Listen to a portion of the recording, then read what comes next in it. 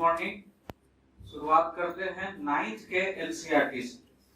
पहले इस कोर्स के बारे में आपको बतला दें कि ये जो कोर्स है इसका नाम मैंने रखा है JPSC Indian economy, JPSC Indian economy rank booster course, rank booster. इसमें मेरा कोशिश यही है कि आप लोगों को किसी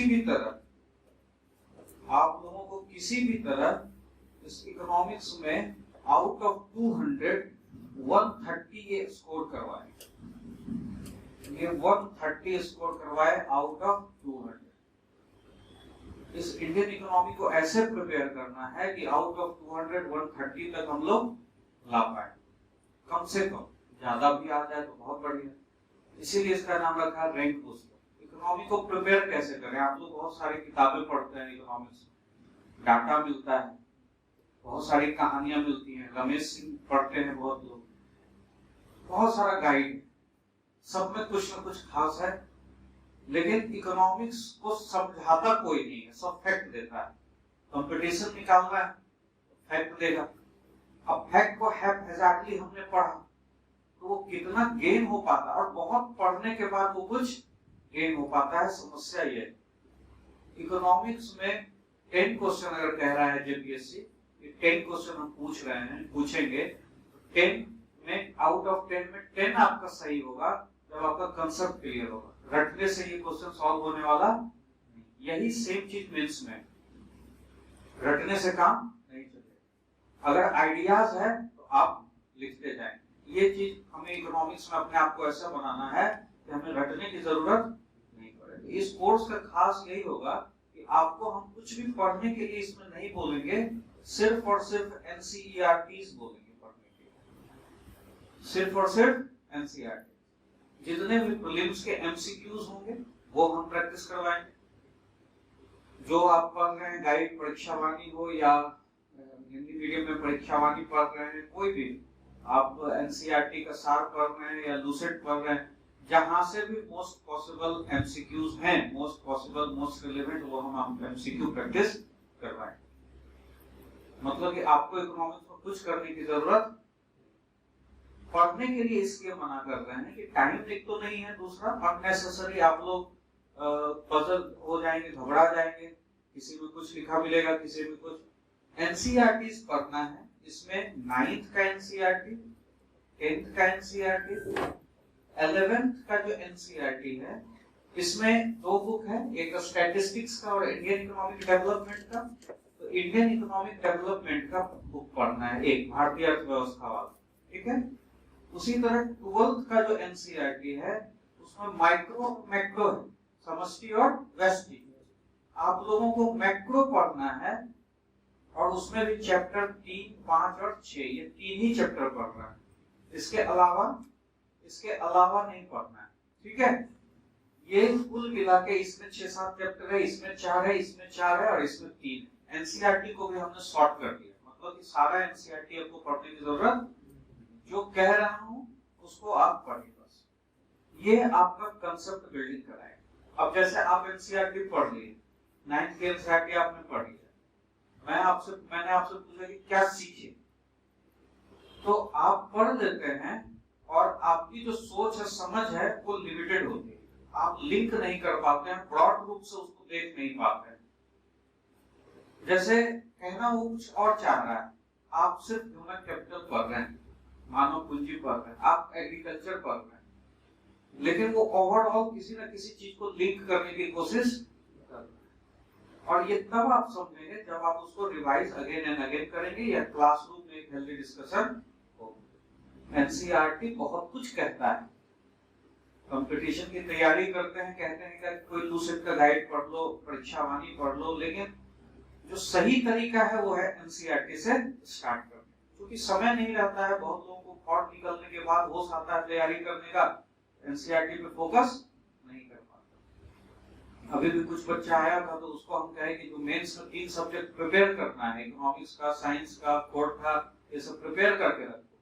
बाकी के लिए कुछ एनसीईआरटीज बोले कि तुम पॉलिटी में ये वाला एनसीईआरटी, ज्योग्राफी में ये वाला एनसीईआरटी पढ़ के तैयार करके रखो, ताकि जब मेंस की क्लासेस में बैठो तो तुम्हें एक बेस मिले। ये नहीं कि हमने पीटी में पढ़ा है तो पीटी में इधर उधर से गाइड से पढ़ लेते हैं और उस कंसेप्ट बनता नहीं। बेसिक एनसीईआरटी बहुत जरूरी है।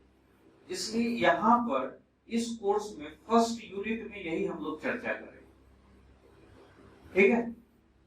ये आपके सिलेबस में तो नहीं है, जब बीएससी प्रीलिम्स के सिलेबस में भी नहीं है, मेंस के सिलेबस में नहीं है। कुछ टॉपिक आएगा, ग्लोबलाइजेशन है तो वो आएगा तो हम पढ़ेंगे, लेकिन एनसीईआरटी कंसेप्ट बिल्डिंग के लिए जरूरी है। इसमें भी मैं आपको मेंस से कुछ क्वेश्चन लिखने दूंगा। ऑब्वियस है कि वो सीधे सीधे सिलेबस से नहीं, लेकिन कहीं ना कहीं वो आपको मेंस में काम देगा। जो 500 से 600 वर्ड्स आप लिखेंगे उसका ये बैकग्राउंड तैयार करेगा, आपको आपका सोच बनाए। कुछ क्वेश्चन हम लोग इसमें भी प्रैक्टिस करेंगे, ठीक है। कुछ एमसीक्यूज भी इससे हम एनसीईआरटी के एमसीक्यूज आपको देंगे। उसके बाद ये फर्स्ट यूनिट का हो। सेकेंड यूनिट में जो जेपीएससी प्रीलिम्स का सिलेबस उसी पे पूरा फोकस रहेगा शुरुआती दौर में, शुरुआत के क्लास। जैसे वहां लिखा है सस्टेनेबल डेवलपमेंट, ग्लोबलाइजेशन, क्वेश्चन भी उसी ढंग से जेपीएससी लास्ट टाइम पूछा था, जहां से वो बोल रहा है वहीं से एक क्वेश्चन दिया। तो सबसे पहले वो 3 टॉपिक जो वहां लिखा हुआ है उसको हम फोकस करके खत्म। लेकिन प्रीलिम्स पॉइंट ऑफ व्यू से अगर आप पीसीएस को नजर उठा के देखते हो तो पीसीएस में इधर उधर से सवाल कभी कभी पूछ देते हैं। अब इस सिलेबस तक फिक्स नहीं रहेंगे, पहले अपने सिलेबस को कवर करने के बाद जितना भी और भी इंपॉर्टेंट चीज है प्रीलिम्स पॉइंट ऑफ व्यू से जो और पीसीएस में पूछा जाता है, चाहे वो यूपी पीसीएस हो या बिहार पीसीएस हो, हम लोग उसको भी कवर करें ताकि कोई कसर मेरा प्रीलिम्स में ना रह जाए। फिर जो तीसरा यूनिट है वो स्पेसिफिकली जेपीएससी मेंस को फोकस करेगा। इसमें हम लोग बाहर की चीजों को नहीं पढ़ेंगे, सिर्फ जेपीएससी मेंस के सिलेबस को पढ़ेंगे। और इसमें कुछ चीज पढ़ाऊंगा मैं सब कुछ, लेकिन कुछ टॉपिक है जिसको मैं बोलूंगा कि इसको आपको एग्जाम में अगर इससे क्वेश्चन आता भी है तो वो आपको करना नहीं। क्यों? क्योंकि वो स्कोरिंग टॉपिक नहीं होता है। ये जो सिलेबस बनाया है ये बहुत ही इंटेलिजेंट आदमी सिलेबस बनाया है।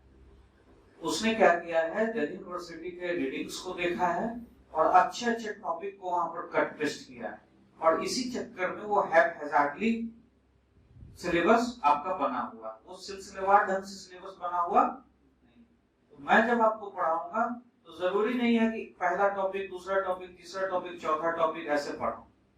मैं आपको जो पढ़ाऊंगा जो टॉपिक लिंक बनाता हो एक दूसरे से वैसे मैं चलो, ताकि आपका लिंक बने, ठीक है। इस तरह से हम लोग जेपीएससी के सिलेबस को खत्म करेंगे। लेकिन इसमें कुछ ऐसे भी टॉपिक हैं जो स्कोरिंग नहीं, उसको हम बतला देंगे आपको। आप पढ़ लेने के बाद, प्रिपेयर कर लेने के बाद, जानकारी लेने के बाद आपको उसको ये समझना है कि इसको छोड़ना है, ये आने के बाद भी हमको करना नहीं, क्योंकि उसमें नंबर फिर कम उठता है, आपका ओवरऑल एवरेज मार्क्स कम हो जाए। ये चीजें हमें ध्यान रखना, ठीक है। तो इस कोर्स में हम लोग इस तरह से इस 3 यूनिट वाइज में हम लोग करें, ठीक है। तो आगे चलते हैं और 9th के एनसीईआरटी से शुरू करते हैं। मैं यहाँ पर सिर्फ समझाऊंगा, ठीक है। आपको कॉपी में जो समझ में आता है वो आप लिखिए। आप जैसे ही क्लास खत्म होगी नोट्स आपको मिल जाएगा। ऑनलाइन वाले जो भी होंगे उनको अपना वहां पर पीडीएफ नोट्स अटैच मिलेगा, ठीक है। तो नोट्स देना है, नोट्स को लिखवाना का कंसेप्ट नहीं, टाइम को सेव करना है। डिक्टेशन ग्रेजुएशन के बच्चों को करवाया जाए वो चीज मुझे समझ में नहीं आता है, आपको बहुत अच्छे से एक्सप्लेन करूंगा। नोट्स अटैच मिलेगा, आप अपने आप नोट्स उसको बनाइएगा, ठीक है। चलिए, तो 9th के एनसीईआरटी में पहला जो चैप्टर है वो हमारे काम का नहीं, एक स्टोरी है, आपको पढ़ना होगा पढ़ लीजिए, बाकी वो हमारे काम का नहीं। दूसरा चैप्टर है संसाधन के रूप में लोग, human as resource, human as resources, संसाधन के रूप में लोग, संसाधन के रूप में लोग। दूसरा जो हमारा चैप्टर है इसमें पॉवर्टी चैलेंज, गरीबी एक चुनौती।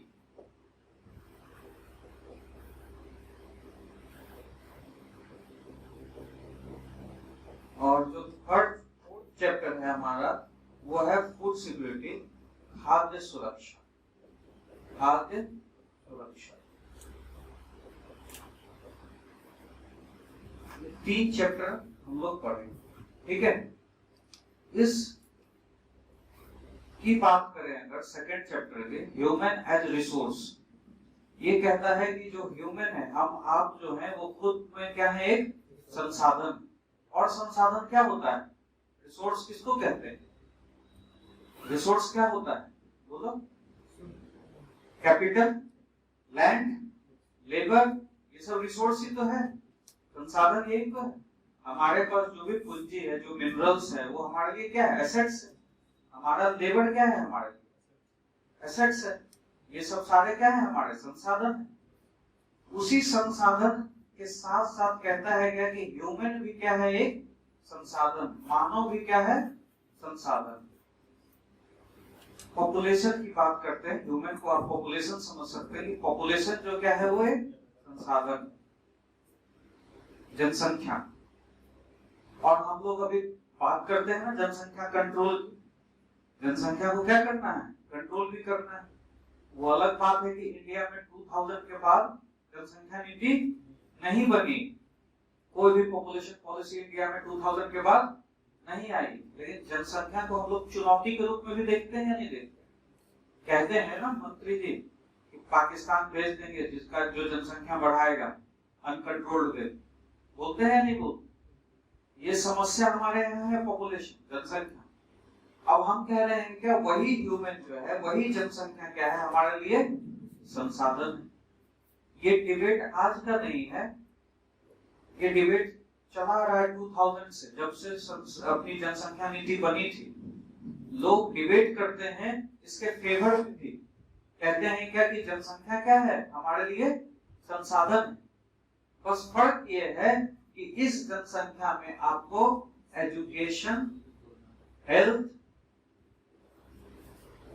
और स्किल देना होगा, तब जाके ये जनसंख्या आपके संसाधन में कन्वर्ट हो पाएगा। इसके बिना ये संसाधन में कन्वर्ट नहीं होगा, ये लाइबिलिटी बन जाएगा। अगर आप इसको ये नहीं देंगे तो ये क्या बन जाएगा, लाइबिलिटी। आपको इसको बिठा के खिलाना पड़ेगा।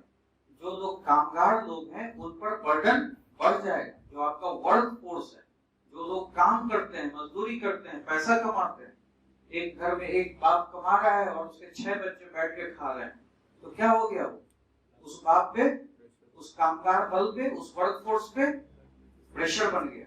ये जनसंख्या लाइबिलिटी बन जाएगी। तो हमारा ये टारगेट है कि शिक्षा, स्वास्थ्य और स्किल, ये चीजों हमें हमारी जनसंख्या को मुहैया करानी। और इसी को नाम दिया गया है किस चीज का, ह्यूमन कैपिटल का, मानव पूंजी। इसी को कहते हैं कि जब आप जनसंख्या को शिक्षा, स्वास्थ्य और स्किल दे देते हो, ट्रेनिंग दे देते हो, तो आपका क्या कन्वर्ट हो जाता है, मानव पूंजी में कन्वर्ट हो जाता है। अब मानव पूंजी हमारे लिए क्यों इंपॉर्टेंट है, क्यों ऐसा कह रहे हैं कि पॉपुलेशन को ये देना चाहिए।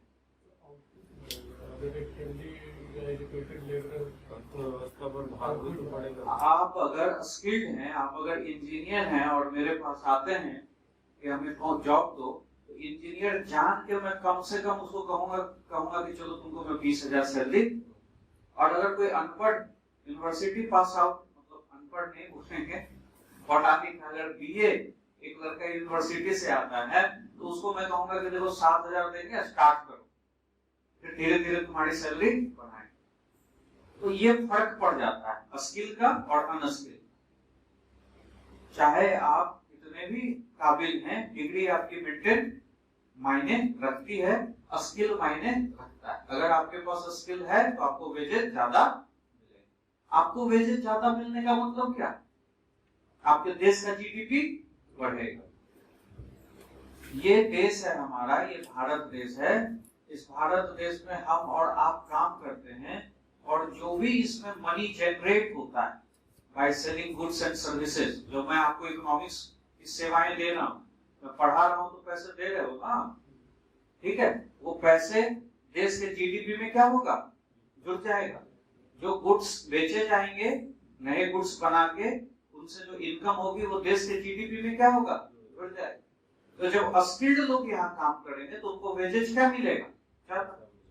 अगर मैं तुमको कहूँ कि ये जो कोर्स है इसका मैं तुमसे 25,000 दूंगा, तो तुम मुझे नहीं दोगे, कहोगे नहीं नहीं सर का इतना अभी लेवल नहीं है, सर तो कम में पढ़ा जा सकता है, कहोगे नहीं सर 5,000 में पढ़ाइए तब पढ़ेंगे, ठीक है। लेकिन यही 2-4 बैच और निकल गया और खूब सारे रिजल्ट हो जाए तो कहेगा नहीं ये मास्टर बड़ा स्किल्ड है, 10 साल से पढ़ा रहा है, 20 साल से पढ़ा रहा है, तो वेजेज लोग क्या करने लगेंगे, ज्यादा देने लगेंगे। ये स्किल का फर्क पड़ जाता है। तो किसी भी देश में यह इस बात पे डिपेंड करता है कि वहां स्किल्ड लोग कितने ज्यादा है। वो स्किल्ड लोग ऑब्वियस है कि देश के जीडीपी में ज्यादा योगदान करेंगे। इसीलिए ह्यूमन कैपिटल हमारे देश के लिए इंपॉर्टेंट हो जाता है। जिस तरह से हम लोग शेयर और बॉन्ड में इन्वेस्ट करते हैं, उसी तरह कोई भी देश चाहता है कि वो ह्यूमन कैपिटल में इन्वेस्ट करे। तो इंडिया भी ह्यूमन कैपिटल में इन्वेस्ट करता होगा, पता है, करता है या नहीं करता है? बहुत सारी योजनाएं, अच्छा है, सब कुछ ठीक ठाक है, कुछ डाटा है आपके पास। हम लोग ह्यूमन कैपिटल में इन्वेस्ट कर रहे हैं, डाटा देंगे तो आपका इकोनॉमिक्स में क्या होगा, नंबर बनेगा। हवाई बातें लिखेंगे तो नंबर नहीं मिलेगा। अब एनसीईआरटी में डाटा नहीं, कुछ डाटा आपको जॉट आउट करना पड़ेगा। डाटा है भी तो वहां कुछ पुराना डाटा। इंडिया ह्यूमन कैपिटल में इन्वेस्ट कर रहा है। सर्व शिक्षा अभियान आया था, मिड डे मील आया था, नवोदय विद्यालय खोला गया, ये सब क्या है, ये सब ह्यूमन कैपिटल को बढ़ाने के लिए। अभी कौशल विकास केंद्र खोले जा रहे हैं, हर डिस्ट्रिक्ट में खोला जा रहा है ना, स्किल डेवलपमेंट सेंटर। आप ये सब एग्जांपल दे सकते हैं, ये हर डिस्ट्रिक्ट में कौशल विकास केंद्र खोले जा रहे हैं। शिक्षा पर टोटल जीडीपी का 6% खर्च करना का कंपल्सन है, ऐसा बोला जा रहा है। नीति आयोग का स्टेटमेंट है कि India should spend at least 6% of GDP. NITI Aayog कह रहा है कि इतना तो जरूर अपने बच्चों पर खर्च करो। और आप सुने होंगे कोई विपक्ष वाला, जो समझदार विपक्ष है, विपक्ष तो यहाँ पर मोदी को घेर ही नहीं पाता है, क्योंकि हमारा विपक्ष क्या है, कमजोर है। ऐसी बातें आप लोगों को बतलाता ही नहीं। एजुकेशन पे बजट कम किया गया है। अभी हमारा 4.5% ऑफ जीडीपी खर्च हो रहा है, और वो भी सारे सेंट्रल और स्टेट, जितने जो सेंट्रल गवर्नमेंट है और सारे स्टेट गवर्नमेंट सबको मिला दो तो 4.5% ऑफ जीडीपी शिक्षा पर। हेल्थ पर नीति आयोग कहता है कि कम से कम जीडीपी का 3% खर्च करना चाहिए, कम से कम जीडीपी का 3% of GDP should be spent on health infrastructure. और खर्च कितना कर रहे हैं हम लोग, अभी 1.5% ऑफ जीडीपी। अगर अभी कोरोना काल में ये बढ़ा भी होगा। एक योजना लेकर आए थे पिछले बजट में, उस योजना का नाम था, उस योजना का नाम था, बताओ किसी को याद है? नहीं, आयुष्मान भारत नहीं, उस योजना का नाम था आत्मनिर्भर, कुछ इस तरह से है।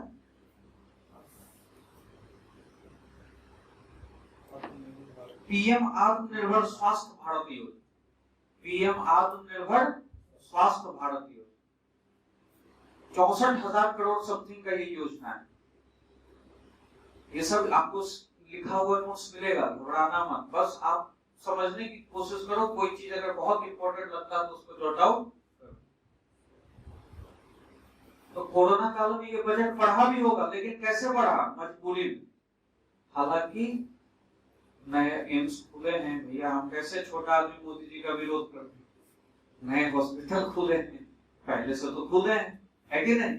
लेकिन कोरोना काल में आप लोगों को देख के समझ में आ गया होगा कि भाइयों एवं बहनों, अस्पताल चाहिए या नहीं चाहिए, या मंदिर चाहिए। समझ में तो इतनी बात आ गई होगी। जिस तरह से लोगों को ऑक्सीजन नहीं मिल रहा है, बेड के लिए लोग भटक रहे हैं, तो इतनी तो बात समझ में आ गई होगी कि हमारे लिए और हॉस्पिटल बनने चाहिए या नहीं बनना चाहिए। इसका मतलब कुछ कमी भी है ह्यूमन कैपिटल में हमारे देश। उतने डॉक्टर हैं, उतने टीचर हैं। देखो जाके स्कूल में टीचर का और स्टूडेंट्स का रेशियो। डॉक्टर्स को देखो, इंजीनियर्स को देखो। तो ह्यूमन कैपिटल की कमी भी है। इस चैलेंज को भी हमें समझना होगा। भारत विकास तभी करेगा जब हम ह्यूमन कैपिटल अपने लोगों को प्रदान करेंगे, जब हम उनको एजुकेशन हेल्थ से जोड़ेंगे। तो आपने तो एक डाटा भी देख लिया और आपने कुछ पॉजिटिव चीजें भी देखी कि जैसे ये पीएम आत्मनिर्भर है स्वास्थ्य योजना, इसमें 64,180 करोड़ दिया है भारत सरकार 6 साल में। कह रहा है कि 10,700 पर ईयर खर्च करने की योजना है। कुछ अच्छी बातें भी हमने देखी, लेकिन इस चैलेंज को भी तो समझना है इन डाटा के माध्यम से कि हमारे देश में ह्यूमन कैपिटल का लेवल क्या है। तो ये कैसे पता चलेगा? जब आप नेपाल और भूटान से कंपैरिजन करोगे। किससे कंपैरिजन करोगे? जापान से करोगे, चाइना से करोगे, यूएसए से करोगे, यूके से करोगे, या नेपाल और भूटान से करोगे। नेपाल और भूटान से करोगे तो खुश हो जाओगे, अरे भारत तो बहुत बढ़िया कर रहा है। आप कंपेयर भी किससे करोगे? अपने से ऊपर वाले से। Then you will realize कि how much deficient you are। तब आपको ये समझ में आएगा कि ह्यूमन कैपिटल का हमारे यहाँ लेवल क्या है। यहाँ जो कुछ लोग समझदार हैं, पढ़े लिखे हैं, जो कनाडा अमेरिका घूम लिए, जिनके बच्चे चले गए, वो इंडिया में रहना नहीं चाहते।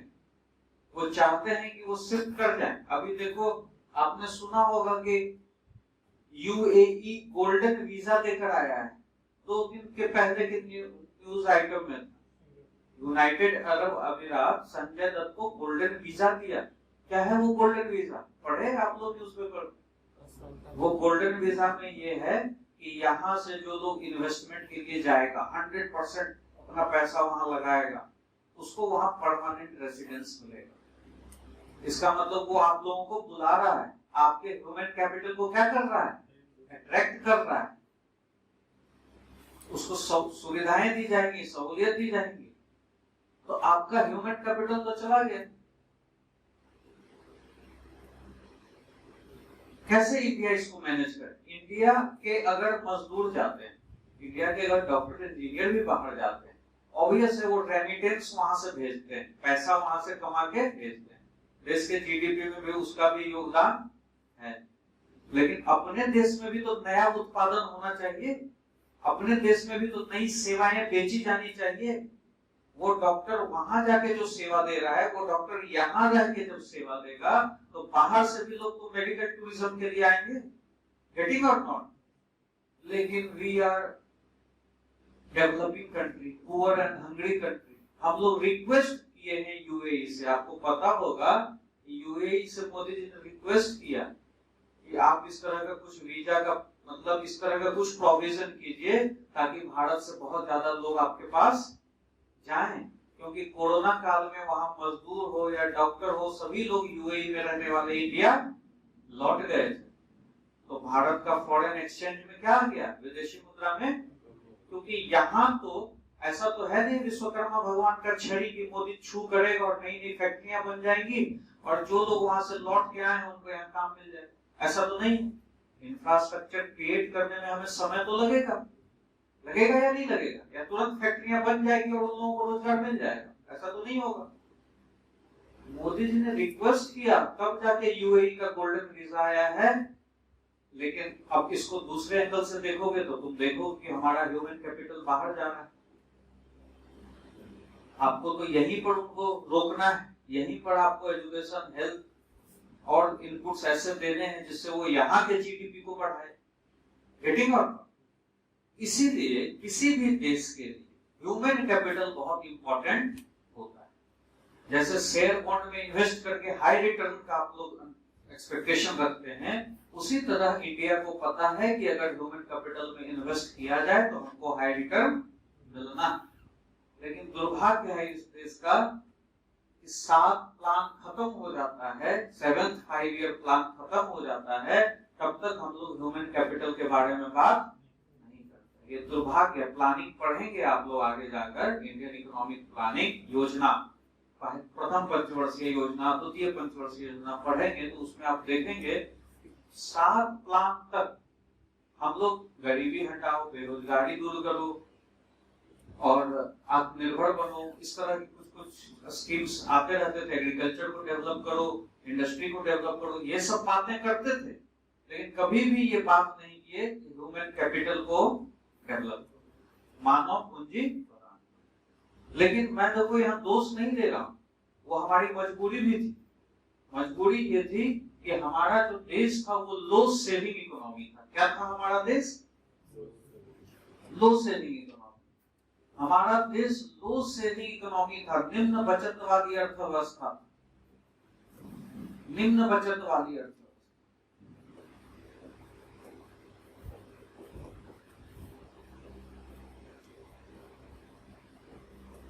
आपके घर में अगर 10,000 रुपए हैं और आपके 2 बच्चे हैं, दोनों को दिल्ली भेजना है पढ़ाने के लिए, आप भेज पाओगे? आपके पास लिमिटेड रिसोर्सेस है। एक को दिल्ली भेजोगे, फिर एक को कहोगे तुम विनोबा भावे में ही पढ़। हम लोग क्या करते हैं? अपने रिसोर्सेस को मैनेज करते हैं। इंडिया के साथ भी यही प्रॉब्लम, इंडिया के पास पैसा ही नहीं। हमारी एग्रीकल्चर मेन, हम लोग किस पे डिपेंडेंट थे? एग्रीकल्चर पे, कृषि पे। और एग्रीकल्चर के बारे में देखना, लिखा हुआ रहता है रमेश सिंह में, फीचर्स एग्रीकल्चर का विशेषता, तो लिखा रहेगा सबसिस्टेंस इकोनॉमी। पढ़े हो? सबसिस्टेंस, जीवन निर्वहन की कृषि। अरे ये विशेषता है, आप इसको समझने की कोशिश करो। क्या ये विशेषता कहेंगे? ये तो चैलेंज है, इसको चैलेंज देखेंगे या नहीं देखेंगे? जीवन निर्वहन की कृषि जो है हम करते हैं वो हमारी विशेषता नहीं, ये हमारे लिए क्या है? चैलेंज। उस कृषि को ऐसा होना चाहिए कि वो सबसिस्टेंस ही ना रहे, वो इतना आउटपुट जनरेट करे कि उसको हम बाजार में बेच सकें और सरप्लस इनकम जनरेट। लेकिन हमारी इंडियन इकोनॉमी क्या थी? सबसिस्टेंस। सबसिस्टेंस का मतलब जीवन निर्वहन, जितना उगाया उतना खाया, बचाया, सो गया, खत्म। मतलब कमाने खाने पर। तो इतना पैसा यहाँ से बच ही नहीं पाता था कि हम इसको इंडस्ट्री में या ह्यूमन कैपिटल में इन्वेस्ट करें। इंडस्ट्री भी लगाया तो सोवियत रशिया से मदद लिया, जर्मनी से मदद लिया, पैसे थे ही नहीं हमारे पास। समझ रहे हैं कहानी?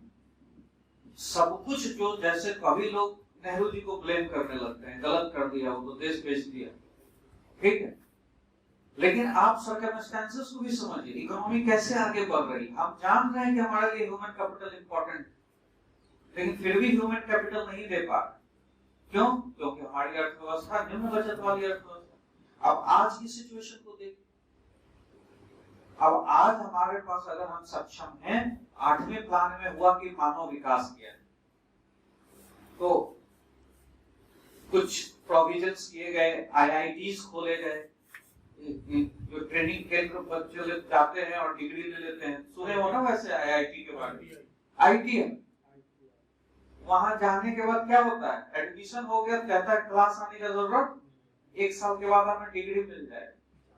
खोले गए थे वो केंद्र प्रशिक्षण के लिए, वोकेशनल ट्रेनिंग मिलेगी तो लोगों को बढ़ के कुछ सैलरी मिलेगी। उन योजनाओं का आज के डेट में क्या हाल है? या आज अगर हमारे पास पैसा है, सेविंग है, तो उसको हम लोग कैसे इन्वेस्ट करें? तो भाइयों एवं बहनों, नए एम्स खोले जाएं या ना खोले जाएं? खोले जाएं। क्या कहेंगे आप? खोले जाने। तो कहेगा कि पिछले 30 सालों में कुछ नहीं खोला गया, पिछले 7 सालों में इतना खोला गया। डाटा है आपके पास, तो जो है सो है ना? अब इसको आगे भी बढ़ाना है, ऐसा नहीं है कि ये रुक जाना है, क्योंकि हमारा पॉपुलेशन क्या है? ज्योमेट्रिकली बढ़ रहा है। हमारा जो पॉपुलेशन है यशवंत, वो ऐसे बढ़ता है, 2 दूना 4 दूना 8 दूना 16, इसको कहते हैं ज्योमेट्रिकली बढ़ना। और तुम्हारा जो भी आउटपुट है, जो रिसोर्सेस है, वो ऐसे बढ़ता है 1 2 3 4 अर्थमेटिकली। तो इस बढ़ती हुई जनसंख्या को स्किल भी अगर देना है तो आपको तो उसी हिसाब से बढ़ाना होगा ना अपने रिसोर्सेस। गेटिंग और ये भी एक चैलेंज है कि जनसंख्या बढ़ रही है, तो बढ़ती हुई जनसंख्या के लिए नए अस्पताल, नए स्कूल्स, नए प्रशिक्षण केंद्र, ये सब रेगुलर बेसिस पे होना चाहिए। ये नहीं कि एक बजट में अनाउंस किया और फिर कहानी खत्म। इसके लिए बहुत सारे सजेशंस होते हैं। आप जब किसी भी आंसर को कंक्लूड करते हो तो एक सजेस्टिव अप्रोच भी होना चाहिए। आप क्या सोचते हो? जैसे किसान की आत्महत्या हो रही है, तो कहेंगे कि किसान के लिए अलग से एक बॉडी बनाना चाहिए जो किसान के ऊपर बात करे, सोचे आखिर ये आत्महत्या क्यों हो रही। भाई 5 साल सरकार बनती और सरकार में हो गया कि एक एम्स खुला, 2 स्कूल खुला, कहानी खत्म। अगली सरकार आई तो उन स्कूलों के मेंटेनेंस के लिए पैसा नहीं दी। आज देख लो सरकारी स्कूल खंडर में बन गए। पता है उनका जो मेंटेनेंस पर खर्चा होता है उसको हमारे यहाँ नॉन प्लान एक्सपेंडिचर बोला जाता है। क्या बोला जाता है? Non plan expenditure. जब हम लोग अपना बजट तैयार करते हैं तो उन स्कूलों के मरम्मत के लिए कुछ फंड हो वो हम लोग नहीं रखते हैं, और उसी वजह से आपके स्कूलों का हालत क्या है? क्योंकि मेंटेनेंस के लिए फंड। नया सरकार आया तो उसको क्या दिखाना है अगले 5 सालों तक कि हमने ये काम किया, ये काम किया।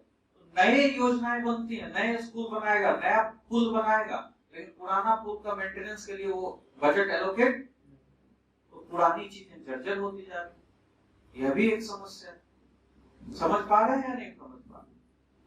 तो किसी भी देश के लिए उसकी जरूरतों को भी बढ़ाना, ह्यूमन कैपिटल है तो उसके लेवल को भी हमेशा आपको बढ़ाना होगा। और आपको अभी अपने देश में देखना होगा कि हमारे देश की स्थिति क्या है, क्या हम ये कर रहे हैं या नहीं कर रहे हैं। तो आपको समझना होगा कि जैसे किसान आत्महत्या कर रहा है तो उसके लिए सिफारिश कर रहे हैं किसान आयोग बनाए। हमारे देश में सरकार 5 साल के बाद हर 5 साल में बदलती है और वो अपने हिसाब से infrastructure, health infrastructure, school infrastructure के बारे में अपनी अपनी बातें करती है, चली जाती है। क्या इसके लिए अलग से बॉडी नहीं बनना चाहिए कि अपने देश में ह्यूमन कैपिटल लगातार कोई एक ऐसा बॉडी, इंश्योरेंस सेक्टर के लिए बॉडी है, पता है ना, insurance IRDA, insurance regulatory development authority, वैसा एक बॉडी नहीं बना सकते? अरे जो देश के लिए इतना इंपॉर्टेंट है कि देश का इंफ्रास्ट्रक्चर किस रफ्तार से बढ़े। आज मोदी जी आए तो कह रहे हैं बुलेट ट्रेन बनाएंगे। बुलेट ट्रेन बन रहा है, मैं उसका विरोध नहीं करता हूँ, बुलेट ट्रेन बनना चाहिए, लेकिन एग्जिस्टिंग इंफ्रास्ट्रक्चर और इंप्रूव होने चाहिए या नहीं होने चाहिए? कि वही स्लीपर में आप जाना पसंद करेंगे, वो जो स्लीपर है उसकी भी गति बढ़नी चाहिए या नहीं बढ़नी चाहिए? आदमी जल्दी पहुंच जाए। उस स्लीपर में भी सफाई आप पसंद करेंगे या नहीं पसंद? इसका मतलब एग्जिस्टिंग इंफ्रास्ट्रक्चर भी बढ़ना है, नई चीजें भी बननी है, दोनों चीजें बननी और रफ्तार से बननी। तो क्या इसके लिए कोई अलग से डेडिकेटेड बॉडी नहीं होना चाहिए जो इसको रफ्तार? ये सरकार पर डिपेंड क्यों करता है? ये मंत्री पर डिपेंड क्यों करता है? अनपढ़ मंत्री पर, अनपढ़ मंत्री पर क्यों डिपेंड करता है? समझ रहे हैं इस बात? आप सजेस्टिव अप्रोच में अगर कंक्लूड करेंगे इस तरह से आप कंक्लूजन लिख सकते हैं, there should be an independent body to raise the standard of human capital in India. मानव पूंजी के स्तर को बढ़ाने के लिए एक अलग से बॉडी भी, एक निकाय बनाना चाहिए जो सिर्फ और सिर्फ मानव पूंजी पर ध्यान। तो समझे पहला पॉइंट, हमारे देश को लिए क्या जरूरी है? मानव पूंजी। ये एनसीईआरटी जब पढ़ोगे तो तुम्हें पहला चीज पॉइंट निकल के यहाँ पर आया, ह्यूमन कैपिटल, मानव पूंजी। अभी तक तुमने यही समझा कि मानव पूंजी है क्या और मानव पूंजी हमारे देश के लिए क्यों इम्पोर्टेंट है। मानव पूंजी, ह्यूमन कैपिटल का भी हमारे यहाँ स्टैंडर्ड क्या है, क्या होना चाहिए, क्या सरकार कर रही है, कुछ रिसेंट डाटा भी है ना। हमारे सामने क्या चैलेंजेस है, 6% जीडीपी का करना है एजुकेशन, 3% खर्च करना है हेल्थ, कुछ जो सरकार कर रही है नई नई योजनाओं को भी इसमें इंक्लूड करना है। जैसे पिछले बजट वाला मैंने इंक्लूड कर दिया पीएम आत्मनिर्भर स्वास्थ्य भारत योजना। अगर नया कुछ होता है तुम्हारे एग्जाम होने तक तो तुमको उसको भी अपने आप को अप टू डेट करना है। ऐसे ही इकोनॉमिक्स को पढ़ा जाता है, ठीक है।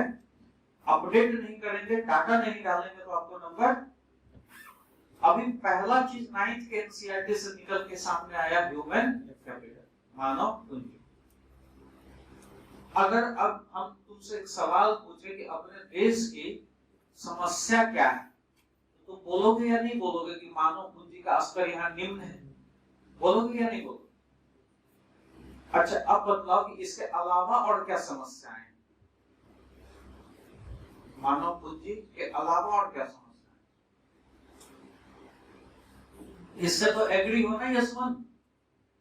मानव पूंजी समस्या है ना या नहीं है समस्या? मानव पूंजी को क्रिएट करना चाहिए ना। तो एक ये है, इसके अलावा और भारत में क्या समस्या है? या ऐसे इसको बोल सकते हो कि हम भारत में क्या करें कि भारत का इकोनॉमिक डेवलपमेंट हो, भारत का आर्थिक विकास हो, क्या करें? और इसमें कहा इंफ्रास्ट्रक्चर, चलिए आधारभूत संरचना, और बोलिए टूरिज्म को बढ़ावा देना। चलिए प्रॉब्लम पे भी ध्यान देना कि प्रॉब्लम क्या है और इकोनॉमिक डेवलपमेंट कैसे बन, दोनों एक ही आप जोड़ सकते हो, कनेक्ट कर सकते हो। जो समस्याएं हैं उसी को तो ठीक करेंगे तो विकास होगा। तो मान लीजिए ये कह रहा है कि टूरिज्म नहीं है, अब यही कन्याकुमारी हिल को डेवलप कर दिया जाए तो वहां लड़का लड़की जाएगा, ऐसे डर के मारे नहीं जाता है, ऐसे लड़के पड़े रहते हैं दिन भर कन्याकुमारी हिल। तो वहां थोड़ा टूरिज्म डेवलप कर दिया जाए, मैगी पॉइंट बना दिया जाए। पता है क्यों आगे है कुछ स्टेट? उत्तराखंड वगैरह जाओगे वहां पर इस पॉइंट, इस बात चीज को देखा गया है कि कहाँ एक बोला कौन सा गुफा था वहां पर पानी बहता था, रॉबर्ट्स कैप। गए हो कभी देहरादून में रॉबर्ट्स कैप? मेरी वाइफ वहां यूपीएस में पढ़ती थी, university of petroleum energy studies में। तो वैसे ही जाना होता था देहरादून, तो कहीं रॉबर्ट्स कैप चले। हम कहे चलो भाई रॉबर्ट्स कैप। गए वहां तो छोटा छोटा गुफा था, जैसा अपना महेश वो कन्हरी जाते हो तो एक छोटा सा पत्थर के बीच में कैसे गुफा, नहीं गुफा थोड़ा सा और अंदर था और उसमें पानी। तो कभी कोई डाकू वाकू वहां छुपता था तो उसका नाम हो गया रॉबर्ट्स कैप। और उसके बाद क्या है कि वहां पर 2-4 मैगी पॉइंट, 2-4 दुकान, और लोग वहां जा रहे हैं, देख रहे हैं, फोटो खिंचवा रहे हैं और मैगी खा रहे हैं। और मैगी कितने की? तो 80 रुपए की। उस समय 2007-8 में मैगी 80 रुपए, वो 10 रुपए वाला मैगी। आप देखिए वो लोग, और यहाँ पर उससे बढ़िया बढ़िया चीज है, झील है, कन्हरी हिल है, और यहाँ पर टूरिज्म का कोई स्कोप। यहाँ के लोग भूखे मर रहे हैं। अगर वैसे स्पॉट डेवलप किए जाएं तो होगा, ठीक है। और बताइए, प्राइमरी सेक्टर को ये डेवलप करना चाहता है, एग्रीकल्चर का विकास करेगा। और बताइए, बहुत सारा प्रॉब्लम है, बदलाव में है, तुम भी कुछ समस्या बदलाव। यातायात, ट्रांसपोर्ट को भी डेवलप करना चाहिए, तब देश का विकास होगा। और बताओ बेटा, यही सब लिखना तुम लोग मेंस में।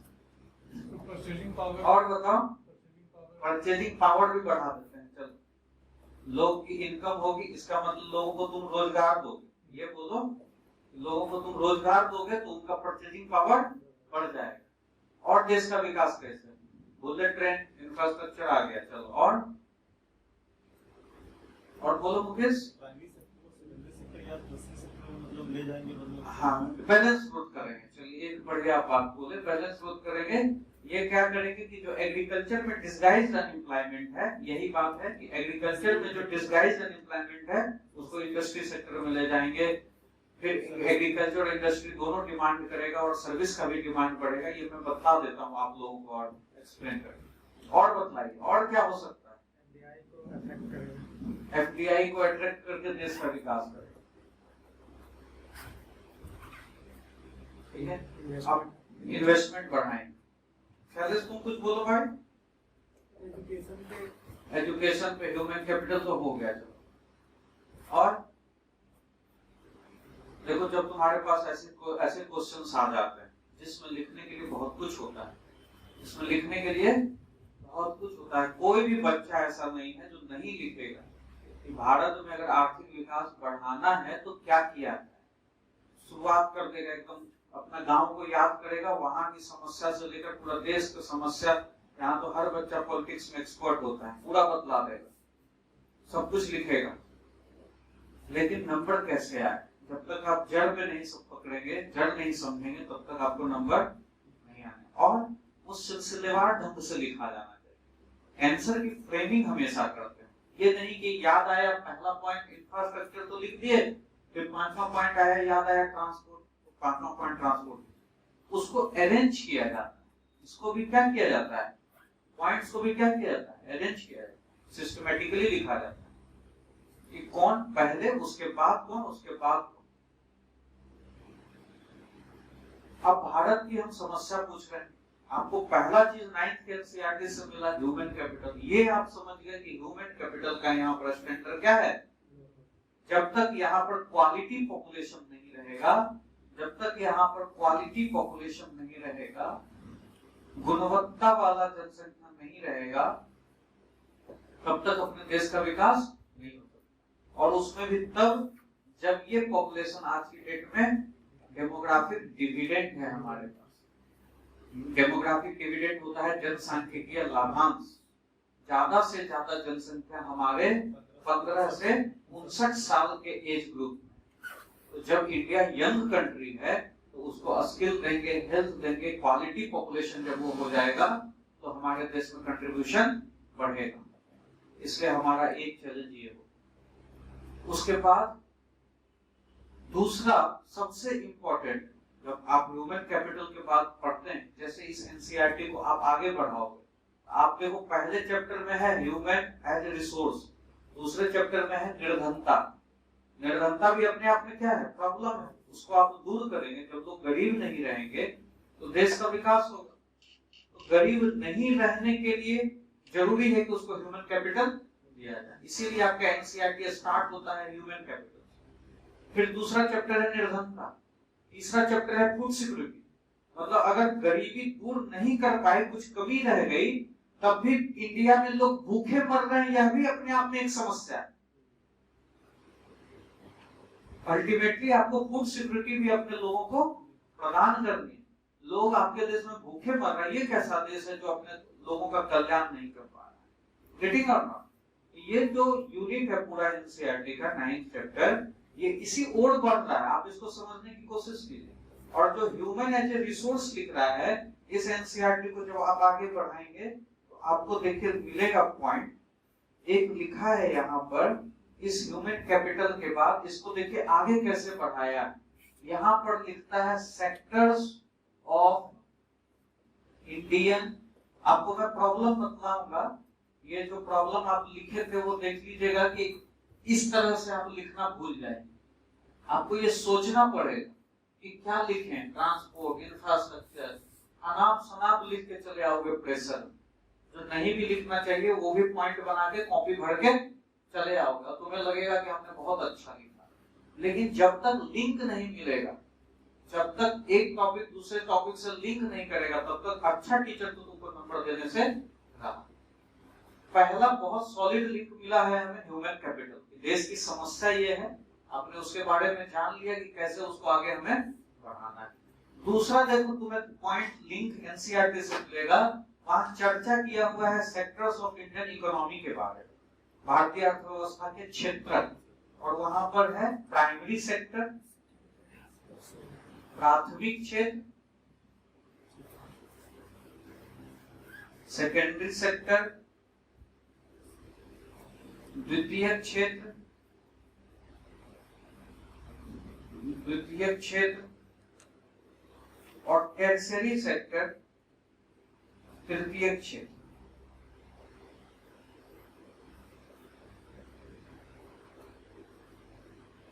तृतीय क्षेत्र इसमें लिखा हुआ है कि क्या क्या होगा। इसमें लिखा हुआ है एग्रीकल्चर, फिशरीज, मत्स्य पालन, ठीक है, माइनिंग भी लिखा हुआ है। माइनिंग को हम लोग प्राइमरी सेक्टर में भी ट्रीट करते हैं और सेकेंडरी में भी करते हैं, इसमें कंफ्यूज होने की जरूरत। जब नेशनल इनकम की अकाउंटिंग करते हैं तो हम माइनिंग को सेकेंडरी में लेते हैं। ऐसे माइनिंग प्राइमरी में आता है। आने का रीजन ये है क्योंकि ये sector, this sector provides raw material to secondary sector. इसका काम क्या है? यह कच्चा माल देने का काम करता है secondary sector. Primary sector provides raw material to secondary sector. तो देखो, एग्रीकल्चर में अगर तुम गेहूं कर रहे हो तो ये गेहूं से रोटी बनती है, रेस्टोरेंट में जाता है और ब्रेड बनते हैं, पिज्जा बनता है। तो ये क्या कर रहा है? एग्रीकल्चर रॉ मटेरियल प्रोवाइड कर रहा है। उसी तरह माइनिंग, कच्चा माल निकाल के हम लोग क्या इंडस्ट्री को दे रहे हैं। तो that's why this, because of this definition of primary sector, कि प्राइमरी सेक्टर का मेन जो काम है that provides raw material to secondary, because of this definition we treat mining as primary sector. लेकिन व्हाइल अकाउंटिंग नेशनल इनकम, राष्ट्रीय आय ज्ञात करते समय, ये माइनिंग का क्षेत्र इतना बड़ा है कि इसको प्राथमिक क्षेत्र में रखना उचित, इसीलिए हम लोग इसको सेकेंडरी सेक्टर, क्योंकि ये अपने आप में एक बड़ा इंडस्ट्री हो जाता है माइनिंग। तो जब इसको प्रैक्टिकली देखने लगते हैं, इसके काम को देखने लगते हैं, तो हम लोग इसको सेकेंडरी सेक्टर में ट्रीट करते हैं। अब इसमें इस तरह से लिखा हुआ आपके एनसीईआरटी में, agriculture, fishery, mining, animal husbandry etcetera etcetera. यहाँ पर लिखा हुआ है माइनिंग और मैन्युफैक्चरिंग, खनन, उत्खनन और विनिर्माण। यहाँ पर आपका लिखा हुआ है ट्रेड, ट्रांसपोर्ट, टूरिज्म एटसेट्रा। ठीक है, ये चीजें लिखी हुई। फिर वहां पर एक लिंक दिया है कि ये जितनी भी सारी चीजें हैं, ये क्या है? इकोनॉमिक एक्टिविटीज है। ये क्या है? इकोनॉमिक एक्टिविटीज, आर्थिक क्रियाकलाप। आर्थिक क्रियाकलाप ये बहुत इंपॉर्टेंट चीज है। अभी नया लिंक तुमको अर्थव्यवस्था का प्रॉब्लम यहीं से मिलना है। आप दूसरा पॉइंट यहां से निकालो, इकोनॉमिक एक्टिविटीज, आर्थिक क्रियाकलाप। हम जब घर से निकले, इंस्टीट्यूट आते हैं, कोई भी काम करते हैं, पर्स में 500 रुपए हो, 500 रुपए को हमें खर्च करना है। आप सोचते हैं क्या खर्च करें, बुक खरीदना है, सिनेमा देखना है, ये जो भी आप प्लानिंग करते हैं, ये एवरीथिंग इन्वॉल्व्स इकोनॉमिक एक्टिविटीज। सभी चीजों में क्या है? आर्थिक क्रियाकलाप। आप एक कदम घर से बाहर नहीं निकाल सकते हैं विदाउट डूइंग इकोनॉमिक एक्टिविटीज। इतना इंपॉर्टेंट है इकोनॉमिक्स आपके लाइफ में। आपने नहीं समझा होगा इन चीजों, लेकिन आप सोच के देखो कि बिना इकोनॉमिक्स के आप चल पाओगे? बिना आर्थिक क्रियाकलाप किए आप चल पाओगे? नहीं चल पाओगे। आपके हर जीवन के हर पहलू में इकोनॉमिक एक्टिविटीज इन्वॉल्व। खाना भी अगर आपको खाना है तो आप बाजार से जाओगे, कुछ खरीदोगे, तभी घर में लाओगे, बनाओगे, तो फिर खाओ। और उस खाने को खरीदने के लिए आपको पैसा चाहिए, तो आपको कहीं ना कहीं रोजगार करना होगा। चाहे आप टूरिज्म में जाओ, चाहे मछली पालो, चाहे एनिमल हस्बेंड्री करो। इसका मतलब you have to involve in any economic activities. You will need to involve. आपको करना होगा किसी भी कीमत पर, किसी भी आर्थिक क्रियाकलाप में इन्वॉल्व होना पड़ेगा। इसका मतलब एक चीज यहाँ से निकलकर सामने आ रही है कि आर्थिक क्रियाकलाप हमारी इकोनॉमी को क्या करता है? आगे बढ़ाता है। आर्थिक क्रियाकलाप क्या करता है? हमारी अर्थव्यवस्था को आगे बढ़ाता है। हमारा अर्थव्यवस्था कब विकास करेगा? जब हमारे देश में ज्यादा से ज्यादा आर्थिक क्रियाएं हो। आर्थिक क्रियाएं हो रही है ना? हो तो रही है। कुंभ आयोजन हुआ या नहीं हुआ? आर्थिक क्रियाकलाप हुआ। वो अलग बात है कि हमारे देश में कुंभ आयोजन किया जाता है और जापान में नई नई टेक्नोलॉजी पे रिसर्च करके इकोनॉमिक एक्टिविटीज बढ़ाया जाता है। समझ रहे हैं? क्या खुल के बोलो? कोई ऐतराज है क्या? ऐतराज है तो बोलो। सैलेश, समझ रहे हो मैं जो बोलना चाह रहा हूँ? हम लोग इकोनॉमिक एक्टिविटीज देखो कैसे बढ़ा रहे हैं, और वो लोग कैसे बढ़ा रहे हैं। वो लोग नई टेक्नोलॉजी में इन्वेस्ट कर रहे हैं। वो लोग कुछ ऐसा कर रहे हैं कि उनके आर्थिक क्रियाकलाप मल्टीप्लाई हो रहे हैं। हमारे यहाँ आर्थिक क्रियाकलाप का क्या स्टैंडर्ड? कैसे इकोनॉमिक एक्टिविटीज को बढ़ाया, ये सब सारी चीजें कैसे बढ़ाई। नई रिसर्च एंड डेवलपमेंट, नई टेक्नोलॉजी आएगी तभी तो ये सब चीज बढ़ेगा ना। तो इकोनॉमिक एक्टिविटीज को बढ़ाना हमारा लक्ष्य होना चाहिए। इसका मतलब हर एक मंत्रालय, शिक्षा हो, स्वास्थ्य हो, इंडस्ट्री, कॉमर्स मिनिस्ट्री हो, इन सब का प्रयास क्या होना चाहिए, चाहे वो इन्वायरमेंट ही क्यों ना हो। इन्वायरमेंट किसी प्रोजेक्ट पे बैठ गया, पास ही नहीं होने दे रहा, आर्थिक क्रियाकलाप को क्या किया, उसने हैम्पर कर दिया। अब नितिन गडकरी कहते हैं हेमंत सोरेन को कि तुम प्रोजेक्ट भेजो, बनाओ, हम 3 साल में झारखंड को यूके के सड़कों के जैसा झारखंड के सड़कों को बना देंगे। तो मुख्यमंत्री हंसते हुए कहते हैं तो इन्वायरमेंट वाला थोड़ा सा देख लीजिएगा, उसको कभी प्रॉब्लम हुई होगी और होती है।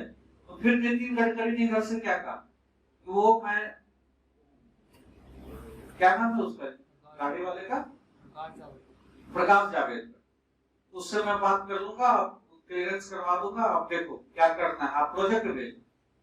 इसका मतलब हर मिनिस्ट्री इंपॉर्टेंट है अपने आप में देश में इकोनॉमिक एक्टिविटीज बढ़ाने के लिए।